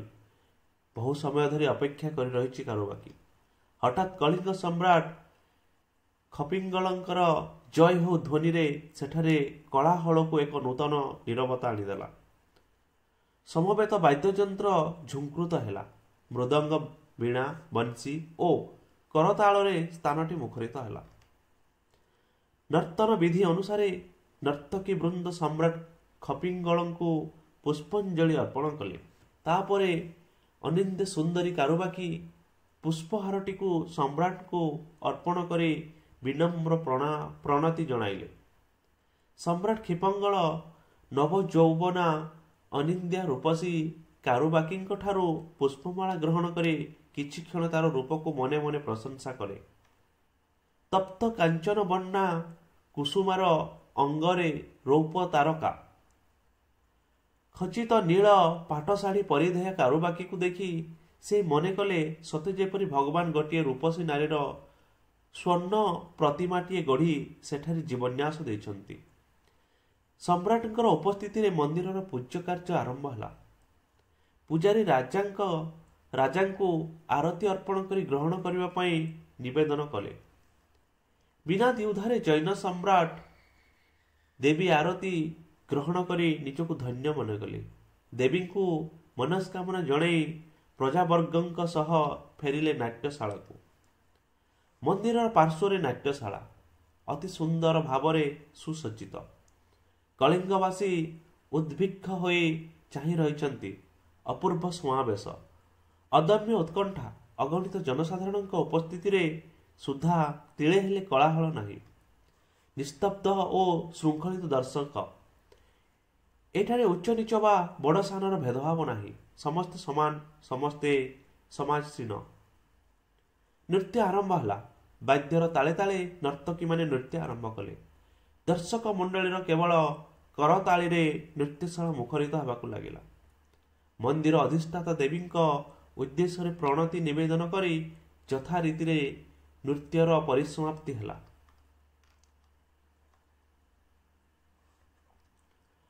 ଉତ୍କଳ ପଲେଇଙ୍କର ସୁସଜ୍ଜିତ ବାସଗୃହ।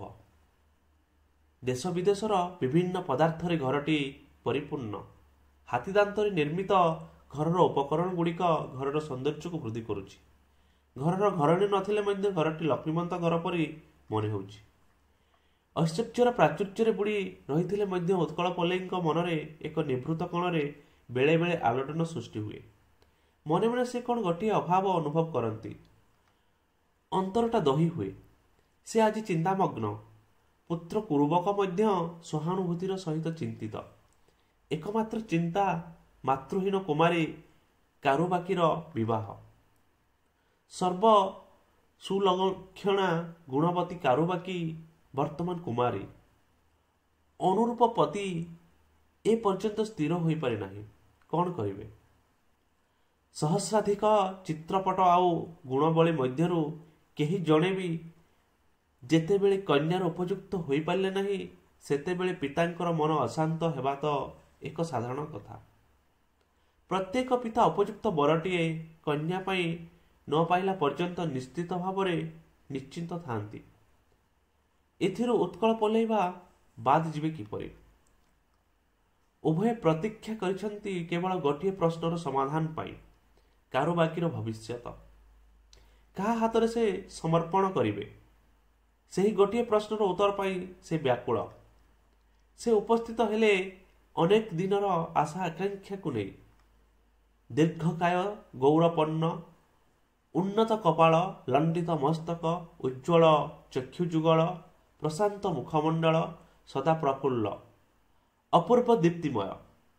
ହାତରେ ଭିକ୍ଷା ପାତ୍ର, ପରିଧାନ ମାତ୍ର ଖଣ୍ଡିଏ ଗୈରିକ ବସ୍ତ୍ର। ସେହି ମହିମାମୟ ପବିତ୍ର ଅମୃତ ଭରା ବାଣୀ। ବୁଦ୍ଧଂ ଶରଣଂ ଗଚ୍ଛାମି, ଧର୍ମ ଶରଣଂ ଗଚ୍ଛାମି, ସଂଘଂ ଶରଣଂ ଗଚ୍ଛାମି। ଉଚ୍ଚାରଣ କରି କରି ପ୍ରବେଶ କଲେ ଉତ୍କଳ ପଲେଇର ବାସଭବନରେ, ଯେଉଁଠି ସେ ଦିନେ ଉତ୍କଳ ପଲେଇଙ୍କୁ ସେହି ବୁଦ୍ଧଙ୍କର ଅମର ବାଣୀରେ ଦୀକ୍ଷିତ କରିଥିଲେ। ସେଇଠି ସେହି ଅଟ୍ଟାଳିକାର ପାଦଦେଶରେ ଠିଆ ହୋଇ ସେ ଶୁଣାଇଥିଲେ ଧର୍ମର ବାଣୀ। ଆଉ ସେଦିନ ଭିକ୍ଷୁପୂର୍ଣ୍ଣ କରି ନେଇଥିଲେ ତାଙ୍କର ଭିକ୍ଷା ପାତ୍ର। କେତେ ଯେ କ'ଣ ଉତ୍କଳ ପଲେଇ ସାହାଯ୍ୟ ଦେଇଛନ୍ତି ସେ କଥା ସେ ହିଁ ଜାଣିଛନ୍ତି। ବୌଦ୍ଧ ଶ୍ରମଣମାନଙ୍କର ଉନ୍ନତି ହିଁ ତାଙ୍କର ଥିଲା ଜୀବନର କାମ୍ୟ। ବୌଦ୍ଧ ଭିକ୍ଷୁ ଉପଗୁପ୍ତଙ୍କୁ ଦର୍ଶନ କରି ଉତ୍କଳ ପଲେଇ ଓ କୁରୁବକ ସହସା ପଛଟି ଆଣିଲେ।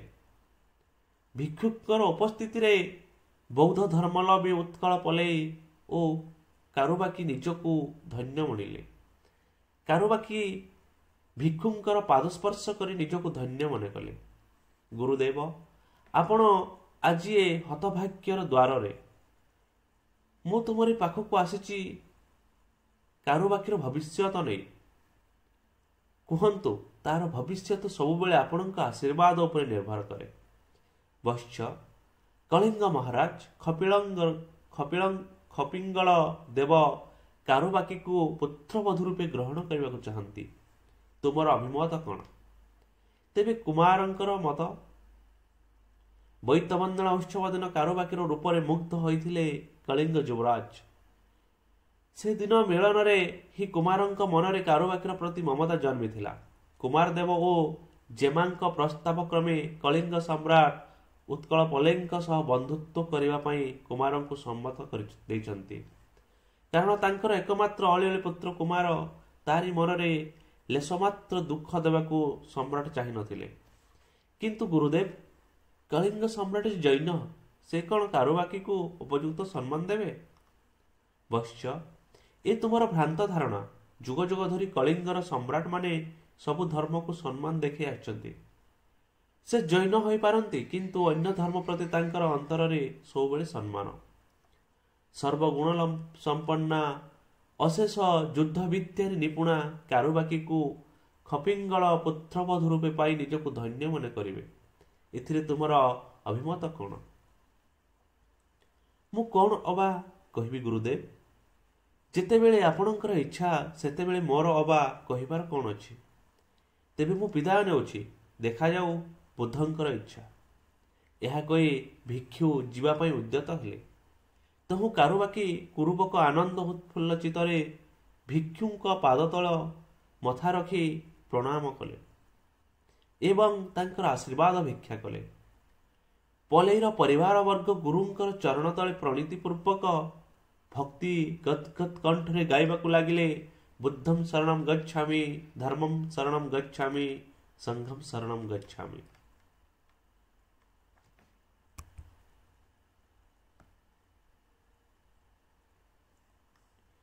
ମହାରାଜା କପିଙ୍ଗଳଙ୍କର ମନ୍ତ୍ରଣା କକ୍ଷ। ସୁନ୍ଦରୀ ଲାସ୍ୟମୟୀ ସ୍ୱପ୍ନକୁମାରୀ କାରୁବାକି ରୂପକୁ ଚିନ୍ତା କରି କୁମାର ଦେବ ଅନ୍ୟମନସ୍କ ଥିବା ଜଣାଯାଉଛି। କୁମାରଙ୍କର ଅନ୍ୟମନସ୍କ ଦେଖି ଜେମା କହି ଉଠିଲେ, କାରୁବାକି, ଯାହାର ଅଙ୍ଗର ଲାବଣ୍ୟ ଗୋଟିଏ ସୁକୋମଳ ପୁଷ୍ପତୁଲ୍ୟ, ଯାହାକୁ ଭ୍ରମର ଆଘ୍ରାଣ କରିନାହିଁ, ଗୋଟିଏ ସୁରମ୍ୟ କଳିକା, ଯାହାକୁ କି କେହି ନଖରେ ଛିଣ୍ଡାଇ ନାହିଁ, ମୁଁ ସେହି କଥା କହୁଛି ଭାଇ। କିଏ ଜେମା? ହଁ ଭାଇ, କଥା ଯାଇ ସେଇଠି। କହୁଛ କ'ଣ ମୋର ମନ ଭଲ ନାହିଁ? ତୁମର କେବଳ ସେହି କାରୁବାକି ଚିନ୍ତା। ଆଚ୍ଛା ହେଉ, ମୁଁ ଯାଉଛି, ବାପାଙ୍କୁ ସବୁ କଥା କହିବି ବାପା, ମୋ ପାଇଁ ଗୋଟିଏ ଭାଉଜ ତୁରନ୍ତ ଆଣିଦିଅ। ଜେମା, ତୁ ଭାରି ଦୁଷ୍ଟ ହେଲୁଣି। ଜାଣୁ ତୁ କାହା ପାଖରେ ଏପରି କଥା କହୁଛୁ? ହଁ ଭାଇ, ଜାଣେ। କଳିଙ୍ଗ ରାଜକୁମାରଙ୍କ ପାଖରେ, ଆଉ ମୋ ପ୍ରିୟ ଭାଇ କୁମାର ଦେବଙ୍କ ସମ୍ମୁଖରେ। ଠିକ୍ ଏପରି କଥୋପକଥନ ଚାଲିଥିବା ବେଳେ ରକ୍ଷୀ ସମ୍ରାଟ ଓ ଉପଗୁପ୍ତଙ୍କର ଉପସ୍ଥିତି କୁମାର ଦେବଙ୍କ ପାଖରେ ଜଣାଇଲେ। ପିତାଙ୍କ ଉପସ୍ଥିତିର ସୂଚନା ପାଇ ଜେମା ସେଠାରୁ ଦୂରେଇ ଗଲେ। ସମ୍ରାଟ କପିଙ୍ଗଳ ଓ ବୌଦ୍ଧ ଭିକ୍ଷୁଙ୍କୁ କୁମାର ପ୍ରଣିପାତ ଜଣାଇ ଆସନରେ ବସିବା ପାଇଁ ଅନୁରୋଧ କଲେ। ଗୁରୁଦେବ, କୁମାରଙ୍କ ସହ କାରୁବାକିର ବିବାହ ପାଇଁ ବୋଧହୁଏ ଉତ୍କଳ ପଲ୍ଲୀ ସମ୍ମତ ହୋଇଥିବେ। ମହାରାଜା, ଭାରତବର୍ଷରେ ଏପରି କୌଣସି ବ୍ୟକ୍ତି ଅଛି ଯିଏକି କଳିଙ୍ଗ ସମ୍ରାଟଙ୍କ ସହ ବନ୍ଧୁତ୍ୱରେ ଅସମ୍ମତ ହେବ? ଉପଯୁକ୍ତ ପାତ୍ର ହସ୍ତରେ କାରୁବାକିଙ୍କୁ ସମର୍ପଣ କରିବା ତ ତାଙ୍କର ଧର୍ମ। କଳିଙ୍ଗ କୁମାର ତ ସେଥିଲାଗି ଅନୁପଯୁକ୍ତ ନୁହନ୍ତି। ସେ ଶାସ୍ତ୍ର ଜ୍ଞାନରେ ପାରିଦର୍ଶିତା, ରୂପ ଲାବଣ୍ୟରେ କନ୍ଦର୍ପ, ପୁଣି କଳିଙ୍ଗର ଯୁବରାଜ। ତେବେ ଆସନ୍ତା ବୈଶାଖ ପୂର୍ଣ୍ଣିମା ଦିନ ଏହି ବିବାହ କାର୍ଯ୍ୟ ସମାପନ କରାଯାଉ। ସବୁ ଭଗବାନଙ୍କର ଇଚ୍ଛା ସମ୍ରାଟ। ମହାରାଜା କପିଙ୍ଗଳଙ୍କର ଜୟ ହେଉ କହି ବୌଦ୍ଧ ଭିକ୍ଷୁ ମନ୍ତ୍ରଣା କକ୍ଷରୁ ବିଦାୟ ନେଲେ।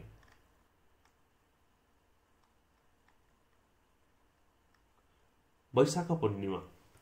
ବୈଶାଖ ପୂର୍ଣ୍ଣିମା ମାନବ ସମାଜର ମୁକ୍ତିଦାତା ଭଗବାନ ବୌଦ୍ଧଙ୍କର ଜନ୍ମତିଥିରେ ବୌଦ୍ଧ ବିହାର ମାନଙ୍କର ଅପୂର୍ବ ସାଜସଜ୍ଜା। ଦଳ ଦଳ ହୋଇ ବୌଦ୍ଧ ଭିକ୍ଷୁମାନେ ନଗର ପରିକ୍ରମା କରି ବୁଦ୍ଧଙ୍କର ଅମରବାଣୀ ବୁଦ୍ଧଂ ଶରଣଂ ଗଚ୍ଛାମି ସ୍ୱରରେ ନଗରକୁ ମୁଖରିତ କରୁଛନ୍ତି। ଆଜିର ଏ ମହାନ ପବିତ୍ର ଦିବସରେ କାରୁବାକିର ପୁଣି ଶୁଭ ପରିଣୟ। ଆଜିର ଏ ମହାନ ପବିତ୍ର ଦିବସରେ କାରୁବାକିର ପୁଣି ଶୁଭ ପରିଣୟ। କାରୁବାକି ହେବ କଳିଙ୍ଗର ଯୁବରାଣୀ। ଆଜି କଳିଙ୍ଗର ଯୁବରାଜ ବରବେଶରେ ଦ୍ୱାରସ୍ଥ ହେବେ ଉତ୍କଳ ପଲ୍ଲୀର। ଏପରି ଶୁଭ ଅବସରରେ ଉତ୍କଳ ପଲ୍ଲୀର ମନରେ ଅପୂର୍ବ ଆନନ୍ଦ। ମନରେ ସେ ଭରିଛି ଏକ ନୂତନ ସ୍ୱପ୍ନ। ଉତ୍କଳ ପଲ୍ଲୀର ଘର ଆଜି ଆନନ୍ଦରେ ମୁଖରିତ। ଆଲୋକମାଳାରେ ଉତ୍କଳ ପଲ୍ଲୀର ଘର ଆଲୋକିତ। ନାନା ପ୍ରକାରର ବାଦ୍ୟଯନ୍ତ୍ରରେ ଆକାଶ କମ୍ପି ଉଠୁଛି। କାରୁବାକିର ସାଙ୍ଗସାଥୀମାନେ ତାକୁ ବଧୂ ବେଶରେ ସଜ୍ଜିତ କରିବାରେ ଲାଗିଛନ୍ତି। ଉତ୍କଳ ପଲ୍ଲୀର ଝିଅ, ତାକୁ ଅବା କ'ଣ ଅଭାବ?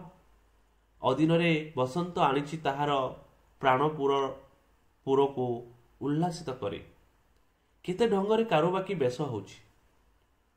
ଅଙ୍ଗରୁ ଚନ୍ଦନ କସ୍ତୁରୀ ପ୍ରଲେପ, ପୁଷ୍ପର ମାଳା, ଝିନ ଦୁକୁଳ, କପାଳରେ ଚନ୍ଦନ ପାଟି, ଅଧରରେ ରକ୍ତିମ ଦୀପ୍ତି, ପାଦରେ ରକ୍ତିମ ଅଳତା, ମଥାରେ ସିନ୍ଦୁରର ଗାଢ଼ ରକ୍ତିମ ବିନ୍ଦୁ। ମନୋରମ ସୁନ୍ଦର ଆଉ ଅପୂର୍ବ ରୂପ ଆଜି ତାର। ସାଥୀମାନଙ୍କର ହାସ୍ୟରଳରେ ସ୍ଥାନଟି ମୁଖରିତ ହେଲେ ମଧ୍ୟ କାରୁବାକିର ଆଖିରେ ଲତକ ଧାର ଧାର ହୋଇ ବୋହିଯାଉଛି। ସେ ଆଜି ତାର ଭାଇ, ବାପା ଓ ସାଙ୍ଗମାନଙ୍କୁ ଛାଡ଼ି ଚାଲି ଯାଉଛି ରାଜନଅରକୁ। ଯେତେ ସାହସୀ ହେଲେ ମଧ୍ୟ କାରୁବାକି ଜଣେ ନାରୀ। ନାରୀର ହୃଦୟ କେବେ ହେଲେ ପାଷାଣରେ ଗଢ଼ା ନୁହେଁ।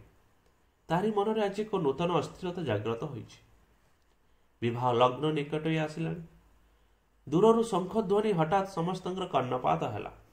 ରାଜପଥରେ ଜନସମାଗମ କହିଲେ ନ ସରେ। କଳିଙ୍ଗର ରାଜଧାନୀ ଏକ ନୂଆ ରୂପ ଧାରଣ କରିଛି। ନବପରିଣୀତା ବଧୂ ପରି ରାଜଧାନୀ ସୁସଜ୍ଜିତା। ସେ ସୁଶ୍ରୀ କମନୀୟା ହସର ଲହରୀ ଖେଳୁଛି ତାର ଅଙ୍ଗେ ଅଙ୍ଗେ। ରାଜଧାନୀର ପ୍ରଧାନ ରାଜପଥ ପତ୍ର ପୁଷ୍ପମାଲ୍ୟ ମଣ୍ଡିତ। ପ୍ରତ୍ୟେକ ଦ୍ୱାର ଦେଶରେ ଶୋଭା ପାଉଛି ପୂର୍ଣ୍ଣ କୁମ୍ଭ। ନଗରୀର ପ୍ରତ୍ୟେକ ଦ୍ୱାର ଦେଶରେ ସୁସଜ୍ଜିତ ତୋରଣ। ଆନନ୍ଦ କୋଳାହଳରେ ମୁଖରିତ ରାଜଦଣ୍ଡ। ସବୁ ତାଙ୍କରି ପାଇଁ, ସେହି କଳିଙ୍ଗ ଯୁବରାଜ କୁମାରଦେବଙ୍କ ପାଇଁ ଉଦ୍ଦିଷ୍ଟ। ସେ ଆଜି ଉପସ୍ଥିତ ହେବେ ବର ବେଶରେ। ସୁସଜ୍ଜିତ ଅଶ୍ୱପୁଷ୍ଟରେ କୁମାର ବର ବେଶରେ ଆଗେଇ ଚାଲିଛନ୍ତି। ନର୍ତ୍ତକୀ ବୃନ୍ଦ ନୃତ୍ୟରତା। ଅଗଣିତ ରାଜ କର୍ମଚାରୀ କୁମାରଙ୍କ ସାଥିରେ ଚାଲିଛନ୍ତି। ଚାହୁଁ ଚାହୁଁ ବରଯାତ୍ରୀ ଉତ୍କଳ ପଲ୍ଲୀଙ୍କ ବାସଭବନ ନିକଟରେ ପହଞ୍ଚିଲେ। କୂଳ ବହୁଗଣ ହୁଳହୁଳି ଦେଇ କୁମାରଙ୍କୁ ଅଭ୍ୟର୍ଥନା ଜଣାଇଲେ। ବରକୁ ଦେଖିବା ପାଇଁ ସମସ୍ତଙ୍କର ଆଗ୍ରହ ଅଧିକ ହେବାକୁ ଲାଗିଲା। ଶଙ୍ଖ ହୁଳହୁଳିରେ ଉତ୍କଳ ପଲ୍ଲୀର ଘର ମୁଖରିତ। ବିବାହ ବେଦୀରେ ବରକନ୍ୟା। ଯଥାରୀତିରେ ବିବାହ ସମ୍ପୂର୍ଣ୍ଣ ହେଲା। ନବଦମ୍ପତିଙ୍କୁ ଆଶୀର୍ବାଦ ଦେଇ ଉତ୍କଳ ପଲ୍ଲୀଙ୍କର କନ୍ୟାକୁ ବିଦାୟ ଦେବାର ସମୟ ଉପସ୍ଥିତ ହେଲା। ପଲ୍ଲୀଙ୍କ ଆଖିରୁ ଲୁହଧାର ଗଡ଼ି ଆସିଲା। ଅଶ୍ରୁପୂର୍ଣ୍ଣ ନୟନରେ ସେ ନିଜର ଆଦରଣୀୟ କନ୍ୟାକୁ କୁମାରଙ୍କ ହସ୍ତରେ ଅର୍ପଣ କଲେ। ଉତ୍କଳ ପଲ୍ଲୀ ଶୋକାକୁଳ ହୋଇ ମନେ ମନେ ଚିନ୍ତା କରିବାକୁ ଲାଗିଲେ। ଆଜି କୁରୁବାକି ପତି ଗୃହକୁ ଚାଲିଯିବ। ଏହା ଭାବିଲା କ୍ଷଣି ମୋର ହୃଦୟ ଉତ୍କଣ୍ଠିତ ହୋଇ ଉଠୁଛି। କଣ୍ଠରୋଧ ହୋଇଯାଉଛି। କି ଆଶ୍ଚର୍ଯ୍ୟ! ମୋ ପିତା ହୋଇ ଏପରି କାତର ହୋଇପଡ଼ୁଛି। ଯଦି ଆଜି ତାର ମା ଥାନ୍ତା, ତେବେ ସେ ତାର ଝିଅର ବିଦାୟ ବେଳେ କି କ୍ଲେଶ ଭୋଗିନଥାନ୍ତା। ସେ ନିଜକୁ ସଂଯତ କରି କହିଲେ, ମା କାରୁବାକି, ଲଗ୍ନ ଗଡ଼ି ଯାଉଛି। ବାହାରେ ପଡ଼, ଆଉ ବିଳମ୍ବ କର ନାହିଁ। କାରୁବାକି ଗୁରୁଜନମାନଙ୍କର ପାଦ ତଳେ ପ୍ରଣାମ ଜଣାଇ ଆଶୀର୍ବାଦ ଭିକ୍ଷା କଲେ। ପିତା ଆଶୀର୍ବାଦ କରି କହିଲେ, ମା କାରୁବାକି, ତୁ କଳିଙ୍ଗର ମହାରାଣୀ। ପଦରେ ଗୌରବ ରକ୍ଷା କରି ଭରତ ପରି ବୀର ସନ୍ତାନର ଜନନୀ ହୁଅ। ବୌଦ୍ଧ ଭିକ୍ଷୁଙ୍କର ପଦବନ୍ଦନା ନିମନ୍ତେ ଭିକ୍ଷୁ ଆଶୀର୍ବାଦ କରି କହିଲେ, ମା କାରୁବାକି, ତୁମେ ଆଜୀବନ ବୁଦ୍ଧଙ୍କର ଶରଣାପନ୍ନ ହୁଅ। ତୁମେ ହିଁ କେବଳ ଭଗବାନ ବୁଦ୍ଧଙ୍କର ବାଣୀକୁ କଳିଙ୍ଗରେ ପ୍ରଚାର କରିପାରିବ। କଳିଙ୍ଗର ବାଣୀ ରୂପେ ତୁମେ ହିଁ କେବଳ ସମଗ୍ର ବିଶ୍ୱରେ ସତ୍ୟ ଅହିଂସାର ଅମର ବାଣୀ ପ୍ରଚାର କରିପାରିବ। ଅଶ୍ରୁପୂର୍ଣ୍ଣ ନେତ୍ରରେ ବୌଦ୍ଧ ଭିକ୍ଷୁଙ୍କର ପଦରେଣୁ ନେଇ କାରୁବାକି କପାଳରେ ଲଗାଇଲେ। ଧୀରେ ଧୀରେ ସେ ଅମରବାଣୀ ଉଚ୍ଚାରଣ କଲେ, ବୁଦ୍ଧଂ ଶରଣଂ ଗଚ୍ଛାମି ଧର୍ମଂ ଶରଣଂ ଗଚ୍ଛାମି ସଂଘଂ ଶରଣଂ ଗଚ୍ଛାମି। ଉପଗୁପ୍ତ ଆଶୀର୍ବାଦ ଦେଲେ। ଉପଗୁପ୍ତଙ୍କର ମାନସ ଚକ୍ଷୁ ସମ୍ମୁଖରେ ଦେଖାଯାଉଛି ପଲ୍ଲପୁର ପଦାଶୟ। ମରାଳ ମାଳିନୀ ନୀଳାମ୍ବୁ ଚିଲିକାର ସୁନେଳି ଜଳରାଶିରେ ତରଙ୍ଗାୟିତ ଶହ ସହସ୍ର ପତ। ଅଗଣିତ ବଧୂଭିକ୍ଷୁ ଏହି ପତ ଆରୋହଣ କରି ଦେଶାନ୍ତର ଯାଉଛନ୍ତି। ଆଉ ସେମାନେ ପ୍ରଚାର କରୁଛନ୍ତି ବୁଦ୍ଧଂ ଶରଣଂ ଗଚ୍ଛାମି। ଉତ୍କଳ ପଳେଇ କୁମାରଙ୍କୁ କହିଲେ, ଯୁବରାଜ, ଆପଣ ଉଚ୍ଚ ରାଜକୁଳରେ ଜାତ, ଆମେମାନେ ଧୀବର କୂଳରେ ଜନ୍ମ। ପୁଣି ମୋ ଝିଅ ମାତୃହୀନା, ବାଲ୍ୟରୁ ହତଭାଗିନୀ। ସେ ଆପଣଙ୍କ ଠାରୁ ବହୁତ ଦୂରରେ ଥିଲେ ମଧ୍ୟ ଆପଣଙ୍କର ମୋ କନ୍ୟା ପ୍ରତି ଅନୁରାଗ ଜନ୍ମିଅଛି। ତାହାର ମଧ୍ୟ ଆପଣଙ୍କ ପ୍ରତି ସ୍ୱତ ଅନୁରାଗ ଜନ୍ମିଅଛି। ତେଣୁ ମୋର ବିନୀତ ଅନୁରୋଧ, ଆପଣ ତାହାର ଦୋଷକୁ କ୍ଷମା କରିବେ। ଏହାପରେ ଉତ୍କଳ ପଲେଇ କାରୁବାକିକୁ କହିଲେ, ମା, ତୋତେ ମଧ୍ୟ ମୋର କିଛି କହିବାର ଅଛି। ଯା ମା, ଆଜି ଯାଇ ତୁ ମୋର ସାଙ୍ଗସାଥୀମାନଙ୍କ ସହ ପିତ୍ତାଳୟରେ ଦିନ କାଟୁଥିଲୁ, ଏଣିକି ତୋର ରାଜନଅରରେ ଦିନ କଟିବାକୁ ପଡ଼ିବ। ଆଉ ତୋତେ କଳିଙ୍ଗ ରାଜ୍ୟର ଭାର ନେବାକୁ ପଡ଼ିବ। ମନେ ରଖିବୁ ମା, ସ୍ୱାମୀ ହେଉଛନ୍ତି ନାରୀର ସର୍ବସ୍ୱ।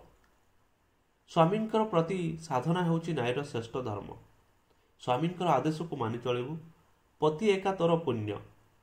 ସୃଷ୍ଟିର ସକଳ ତୀର୍ଥ କେବଳ ତାଙ୍କରି ଚରଣରେ ମିଳିଥାଏ। ସ୍ୱାମୀଙ୍କର ସେବା ତ ଜୀବନରେ ପରମ ବ୍ରତ ହେଉ। ଶାଶୁ ଶ୍ୱଶୁରଙ୍କ ସେବାରେ ମନ ଦେଉଥିବୁ। ଗୁରୁଜନଙ୍କର ସେବା କରିବାରେ ତିଳେ ମାତ୍ର ହେଳା କରିବୁ ନାହିଁ। କୌଣସି କାରଣରୁ ପତି ତୋ ଠାରେ ଅଭିମାନ କଲେ ତୁ ତାଙ୍କ ପ୍ରତି ଅଭିମାନ କରିବୁ ନାହିଁ। ପତିଙ୍କ ମନ ନେଇ ଚଳିଲେ ନାରୀମାନେ ପ୍ରକୃତ ଗୃହିଣୀ ବୋଲି ଜଗତରେ ପ୍ରଶଂସା ପାଆନ୍ତି। ଯେଉଁମାନେ ଏହାରି ବିପରୀତ କରନ୍ତି ସେମାନେ ମାନବ ସମାଜର କଳଙ୍କ ସ୍ୱରୂପ। କାରୁବାକି ପିତାଙ୍କୁ ଆଲିଙ୍ଗନ କଲେ। ସେ କାନ୍ଦୁଥିବାର ଦେଖି ଉତ୍କଳ ପଲେଇ ତାର ଆଖିର ଲୁହକୁ ପୋଛି କହିଲେ, ମା, ତୁ ଏତେ ଦୁଃଖ କରୁଛୁ କାହିଁକି? ତୋର ସ୍ୱାମୀ କଳିଙ୍ଗର ଯୁବରାଜ। ତାଙ୍କର ମହିଷୀ ହୋଇ ତୁ ସୁଖ ସମ୍ଭୋଗର ଭିତରେ ମଜିଯିବୁ।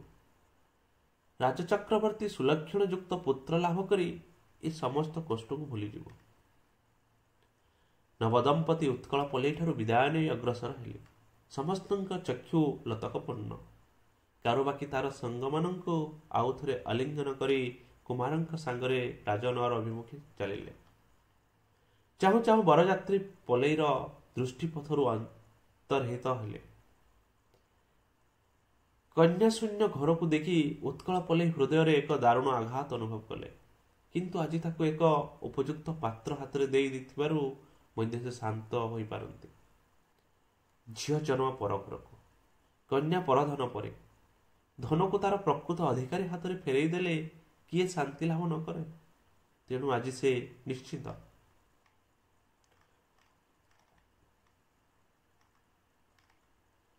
ସୁସଜ୍ଜିତ ଶୟନ କକ୍ଷ, ପାର୍ଶ୍ୱରେ ଏକ ସୁନ୍ଦର ପୁଷ୍ପ ଉଦ୍ୟାନ,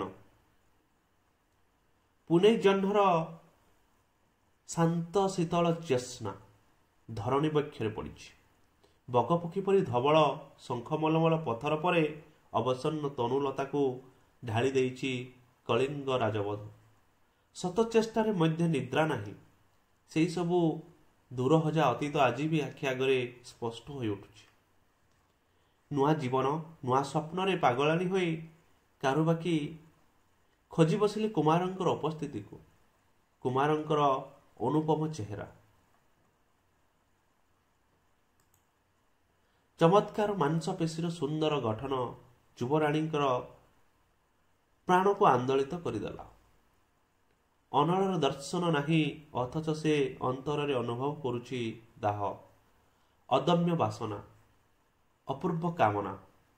ଏକ ନୂତନ ସ୍ୱପ୍ନ, ଏକ ନୂତନ ଆଶା ନେଇ ଚିନ୍ତିତ କାରୁବାକି ମଥାଟି ନୁଆଇ ପ୍ରତୀକ୍ଷା କରି ଚାହିଁଛି।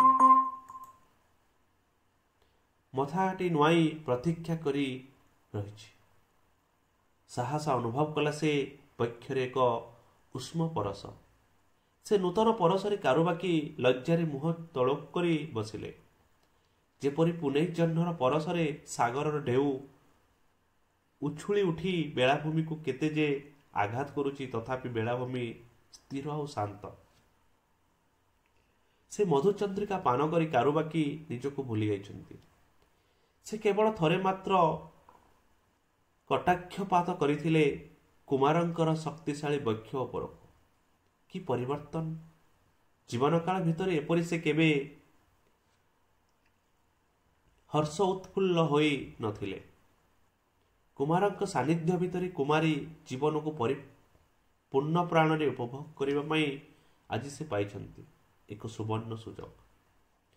ଚିର ଶାଶ୍ୱତ ଅମୃତମୟ ଏ ଦୁନିଆ ଆଉ ସୁଖକର ଏ ମଧୁରାତ୍ରି। ରାତ୍ରର ମନୋରମ ପରିବେଶରେ କାରୁବାକି ଉଦ୍ୟାନସ୍ଥ ପୁଷ୍କରଣୀ କୂଳରେ ବସିଛନ୍ତି ତାଙ୍କର ପ୍ରିୟ ସଖୀ ସହିତ। ନୀଳ ଜଳରେ ବିକଶିତ ହେଉଛି କୁମୁଦିନୀ। ଶୀତଳ ସମୀରଣରେ କମଳ ପରଶରେ ସଦ୍ୟ ବିକଶିତ କୁମୁଦିନୀ ଦୋଳି ଖେଳି ଖେଳି ଆଖି ମିଳୁଛି ଅଳ୍ପ ଅଳ୍ପ କରି। ଚନ୍ଦ୍ରଙ୍କର ଶୀତଳ କିରଣ ଚୁମ୍ବନ କରୁଛି ତାର ରକ୍ତିମ ଅଧରକୁ। ହସି ପକେଇଲେ କାରୁବାକି। ତାହାର ପୁଷ୍ପକମଳ ଅଧରକୁ ଚୁମ୍ବନ କରି ପଚାରିଲେ, କୁମାର ହସିଲ ଯେ? ହଁ, କାହିଁକି?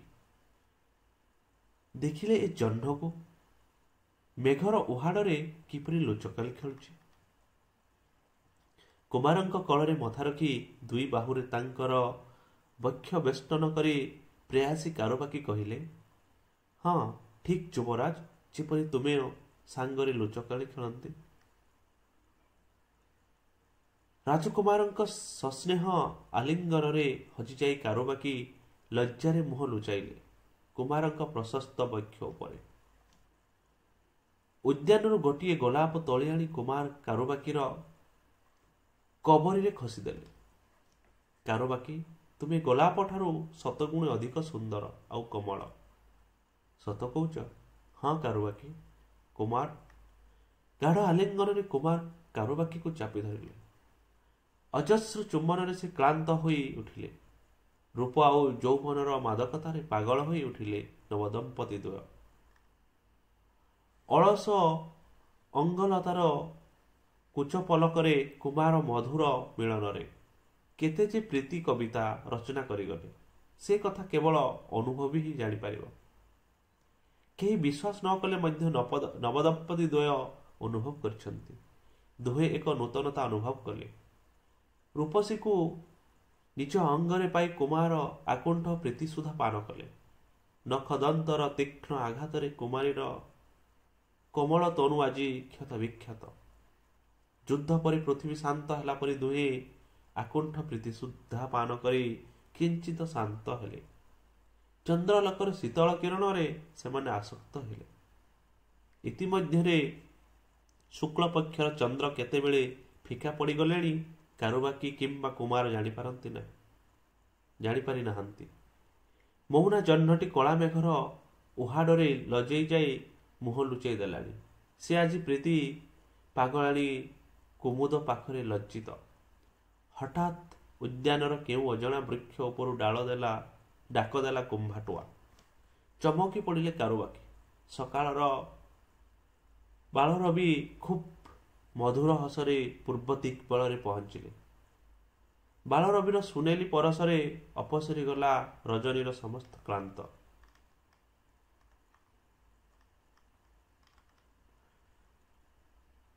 କଳିଙ୍ଗ ସମ୍ରାଟ ଖପିଙ୍ଗଳ କାରୁବାକିଙ୍କୁ ପୁତ୍ରବଧୂ ରୂପେ ପାଇ ନିଜକୁ ଧନ୍ୟ ମଣିଲେ।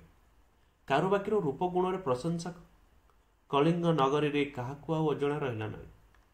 ମହାରାଜା ଖପିଙ୍ଗଳ ରାଜ୍ୟ ଶାସନର ଭାର ନିଜେ ଚଳାଇବା ପାଇଁ କ୍ଳାନ୍ତ ମନେ କଲେ। ଏଣୁ ରାଜ୍ୟଭାର ପୁତ୍ର ଉପରେ ଅର୍ପଣ କରି ନିଜକୁ ଧର୍ମ କାର୍ଯ୍ୟରେ ବିନିଯୋଗ କରିବା ପାଇଁ ସ୍ଥିର କଲେ। ରାଜପରିଷଦର ଅନୁମତି କ୍ରମେ ସମ୍ରାଟ ଖପିଙ୍ଗଳ ଯୁବରାଜଙ୍କୁ ରାଜ୍ୟଭାର ଅର୍ପଣ କରି ନିଜେ ଧର୍ମ କାର୍ଯ୍ୟରେ ମନ ଦେଲେ। ଯଥାରୀତିରେ କୁମାରଙ୍କର ଅଭିଷେକ ଉତ୍ସବ ପାଳନ କରାଗଲା। ରାଜକାର୍ଯ୍ୟରୁ ବିରତ ହୋଇ ବୃଦ୍ଧରାଜ କପିଙ୍ଗଳ କଳିଙ୍ଗରେ କିପରି ଜୈନଧର୍ମ ପ୍ରଚାର ହେବ ସେଥିରେ ସେ ବ୍ୟଗ୍ର ହୋଇ ଉଠିଲେ। ଭଗବାନ ମହାବୀରଙ୍କ ବାଣୀ ସେ ପ୍ରଚାର କଲେ। ଶାନ୍ତିର ମାର୍ଗ, ନିର୍ବାଣର ମାର୍ଗ ଜୈନ ଭିକ୍ଷୁଙ୍କ ସହିତ ପ୍ରଚାର କଲେ। କଳିଙ୍ଗର ରାଜଧର୍ମ ଜୈନ ଧର୍ମ, ଏଣୁ କଳିଙ୍ଗର ଧର୍ମ ଜୈନ ଧର୍ମ ହେବାକୁ ଲାଗିଲା। ଜୈନ ଧର୍ମରେ କଳିଙ୍ଗବାସୀ ପ୍ରଭାବିତ ହେବାକୁ ଲାଗିଲେ। ବୌଦ୍ଧ ଧର୍ମର ପ୍ରଚାରରେ ବାଧା ହେଲା। ବୌଦ୍ଧ ଭିକ୍ଷୁମାନେ ଉପଯୁକ୍ତ ସାହାଯ୍ୟ ଆଉ କଳିଙ୍ଗରୁ ପାଇଲେ ନାହିଁ। କଳିଙ୍ଗ ରାଣୀ ବୌଦ୍ଧ ଧର୍ମାବଲମ୍ବୀ ହେଲେ ମଧ୍ୟ ରାଜନଅରକୁ ଆସିବା ଦିନଠାରୁ କେହି ହେଲେ ତାଙ୍କରି ମୁଖ ନିଃସୃତ ବାଣୀ ବୁଦ୍ଧಂ ଶରଣଂ ଗଚ୍ଛାମି ଶୁଣି ନାହାନ୍ତି। ସମୟ କାହାରିକୁ ଅପେକ୍ଷା କରେ ନାହିଁ, ସେ ସବୁବେଳେ ଗତିଶୀଳ। ବିବାହିତ ଜୀବନରେ କେତୋଟି ବସନ୍ତ ଅତିକ୍ରମ କରିଯାଇଛି। ମାତୃତ୍ୱର ସ୍ୱପ୍ନ ସେ ଦେଖିବା ପାଇଁ ବ୍ୟସ୍ତ। ଖୋଜି ବସିଛନ୍ତି ଦୁହେଁ ବିବାହିତ ଜୀବନର ସାର୍ଥକତା। କେତେ ଦିନ ହେଲା କାରୁବାକି ତାଙ୍କ ଦେହରେ ଏକ ଅଭିନବ ଅନୁଭୂତ ଲକ୍ଷ୍ୟ କରୁଛନ୍ତି। ଶରୀରରେ ଚଞ୍ଚଳତା ହ୍ରାସ ପାଇଛି। ଆଳସ୍ୟତା ଅନୁଭବ କରୁଛନ୍ତି। ବସିବାଠୁ ଉଠିବା କଷ୍ଟକର ମନେ ହେଉଛି। ଗଜଦନ୍ତ ପଲଙ୍କ ଉପରେ ଅବସନ୍ନ କମଳ ତନୁକୁ ଢାଳି ଦେଇ କାରୁବାକି ଅବସର ନେଉଥିଲେ। ଆଜି ତାଙ୍କର ତନୁଲତିକାରେ ଏକ ଅପୂର୍ବ କଳିକା। ହୁଏତ କିଛିଦିନ ପରେ ସେ କଳିକା ବିକଶିତ ହେବ। ସେ ଦର୍ଶନ କରିବେ ସୂର୍ଯ୍ୟଙ୍କର ରକ୍ତିମ ଆଭା।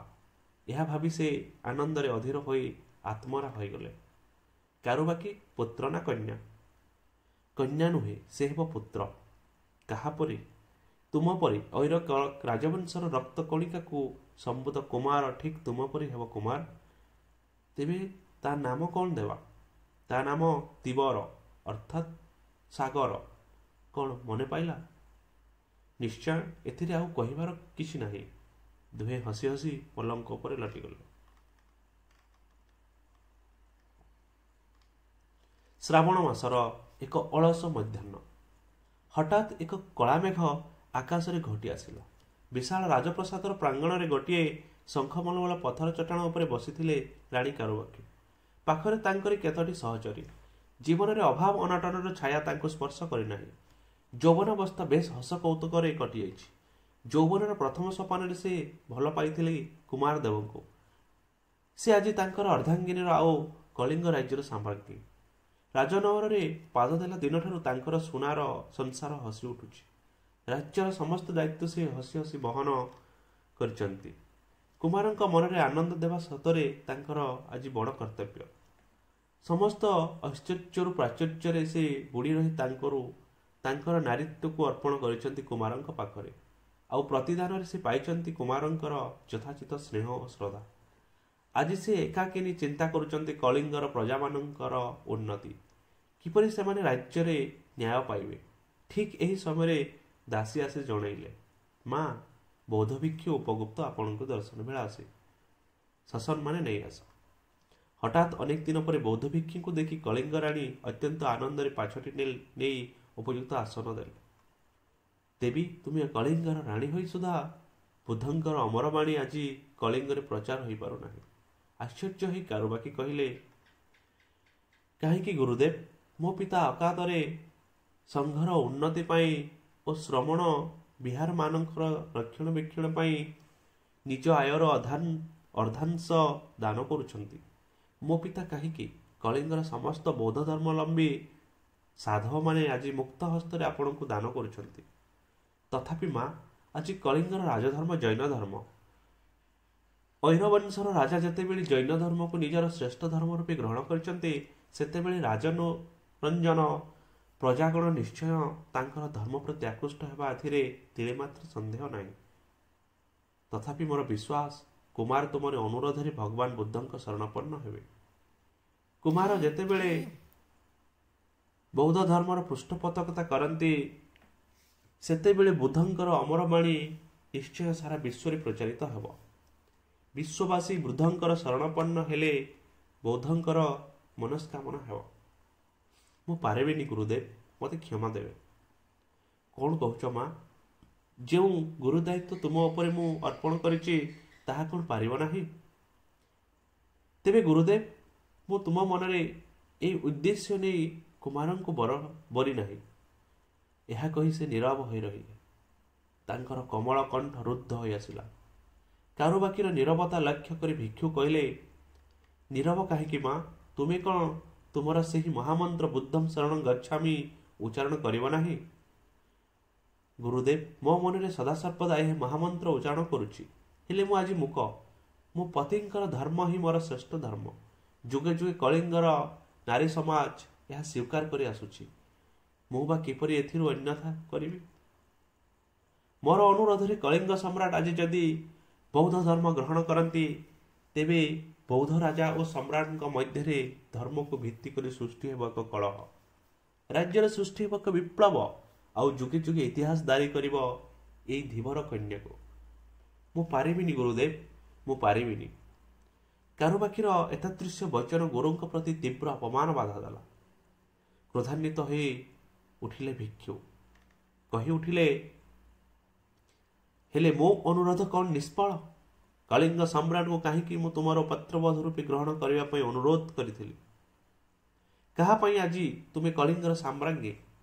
ତୁମେ ଭୁଲି ଯାଉଛ କାରୁବାକି, ଗୁରୁ ଶିଷ୍ୟର ସମ୍ପର୍କ, କଳିଙ୍ଗର ସାମଗ୍ରୀ ହୋଇ ତୁମେ ତୁମର ଧର୍ମକୁ ଭୁଲି ଯାଉଛ ତୁମର ବୁଦ୍ଧଙ୍କର ଅମରବାଣୀ। ଗୁରୁଦେବ କ୍ଷମା ଦେବେ, ଆପଣଙ୍କୁ ଏଥିପାଇଁ କ୍ଷମା ମାଗୁଛି। ମନେ ରଖିଥିବା ସାମଗ୍ରୀ, ଯେତେ ଦିନ ଯାଏ କଳିଙ୍ଗରେ ବୌଦ୍ଧ ଧର୍ମ ପ୍ରଚାର ନ ହୋଇଛି, ସେତେ ଦିନ ଯାଏ ଭିକ୍ଷୁ ଉପକୃତ ନିରବ ହୋଇ ରହିପାରିବେ ନାହିଁ। ଏହା କହି ଭିକ୍ଷୁ ଚାଲିଗଲେ। କିନ୍ତୁ ସେ ଦିନ ଜଳି ଉଠିଲା ତାଙ୍କ ମନରେ ପ୍ରତିହିଂସାର ବହ୍ନି। ବୌଦ୍ଧ ଭିକ୍ଷୁ ହେଲେ ମଧ୍ୟ ତାଙ୍କରି ଶିରା ପ୍ରଶିରାରେ ମୌଜ ବଂଶର ରକ୍ତ ପ୍ରବାହିତ। ସେ କୁଆଡ଼େ ଥିଲେ ଅଶୋକଙ୍କର ଦୂର ସମ୍ପର୍କୀୟ ପିତୃବ୍ୟ। ପତି ଧର୍ମକୁ ହିଁ ଶ୍ରେଷ୍ଠ ଧର୍ମ ମାନି କାରୁବାକି ଗୁରୁଙ୍କର ଅନୁରୋଧକୁ ରକ୍ଷା କରିପାରି ନଥିଲେ, କିନ୍ତୁ ଭିକ୍ଷୁଙ୍କୁ ତାହା ଅପମାନ ବାଧା ଦେଲା। ସେହି ଅପମାନରେ ପ୍ରତିଶୋଧ ନେବା ପାଇଁ ଭିକ୍ଷୁଙ୍କର ପ୍ରତ୍ୟେକ ରକ୍ତକଣିକା ଉତ୍ତେଜିତ ହୋଇ ଉଠିଲା। ନନ୍ଦ ରାଜାଙ୍କ ଦ୍ୱାରା ଅପମାନିତ ହୋଇ ନନ୍ଦବଂଶ ଧ୍ୱଂସ କରିବା ପାଇଁ ଚାଣକ୍ୟଙ୍କର ଯେପରି ଲେଲିହାନ କୂଟନୀତି ପ୍ରଜ୍ୱଳିତ ହୋଇ ଉଠିଥିଲା, ସେହିପରି ଉପଗୁପ୍ତଙ୍କ ମନ ଆଜି ପ୍ରତିହିଂସାରେ ଜଳି ଉଠିଲା। ବନ୍ଧୁଗଣ, ପୁଣି ଏହି ଅବଶିଷ୍ଟାଂଶକୁ ଆଉ ଏକ ଭିଡ଼ିଓରେ ଆମେ ଶୁଣିବା। ବର୍ତ୍ତମାନ ପାଇଁ ଆଜି ଏଠାରେ ରହିବା। ଧନ୍ୟବାଦ।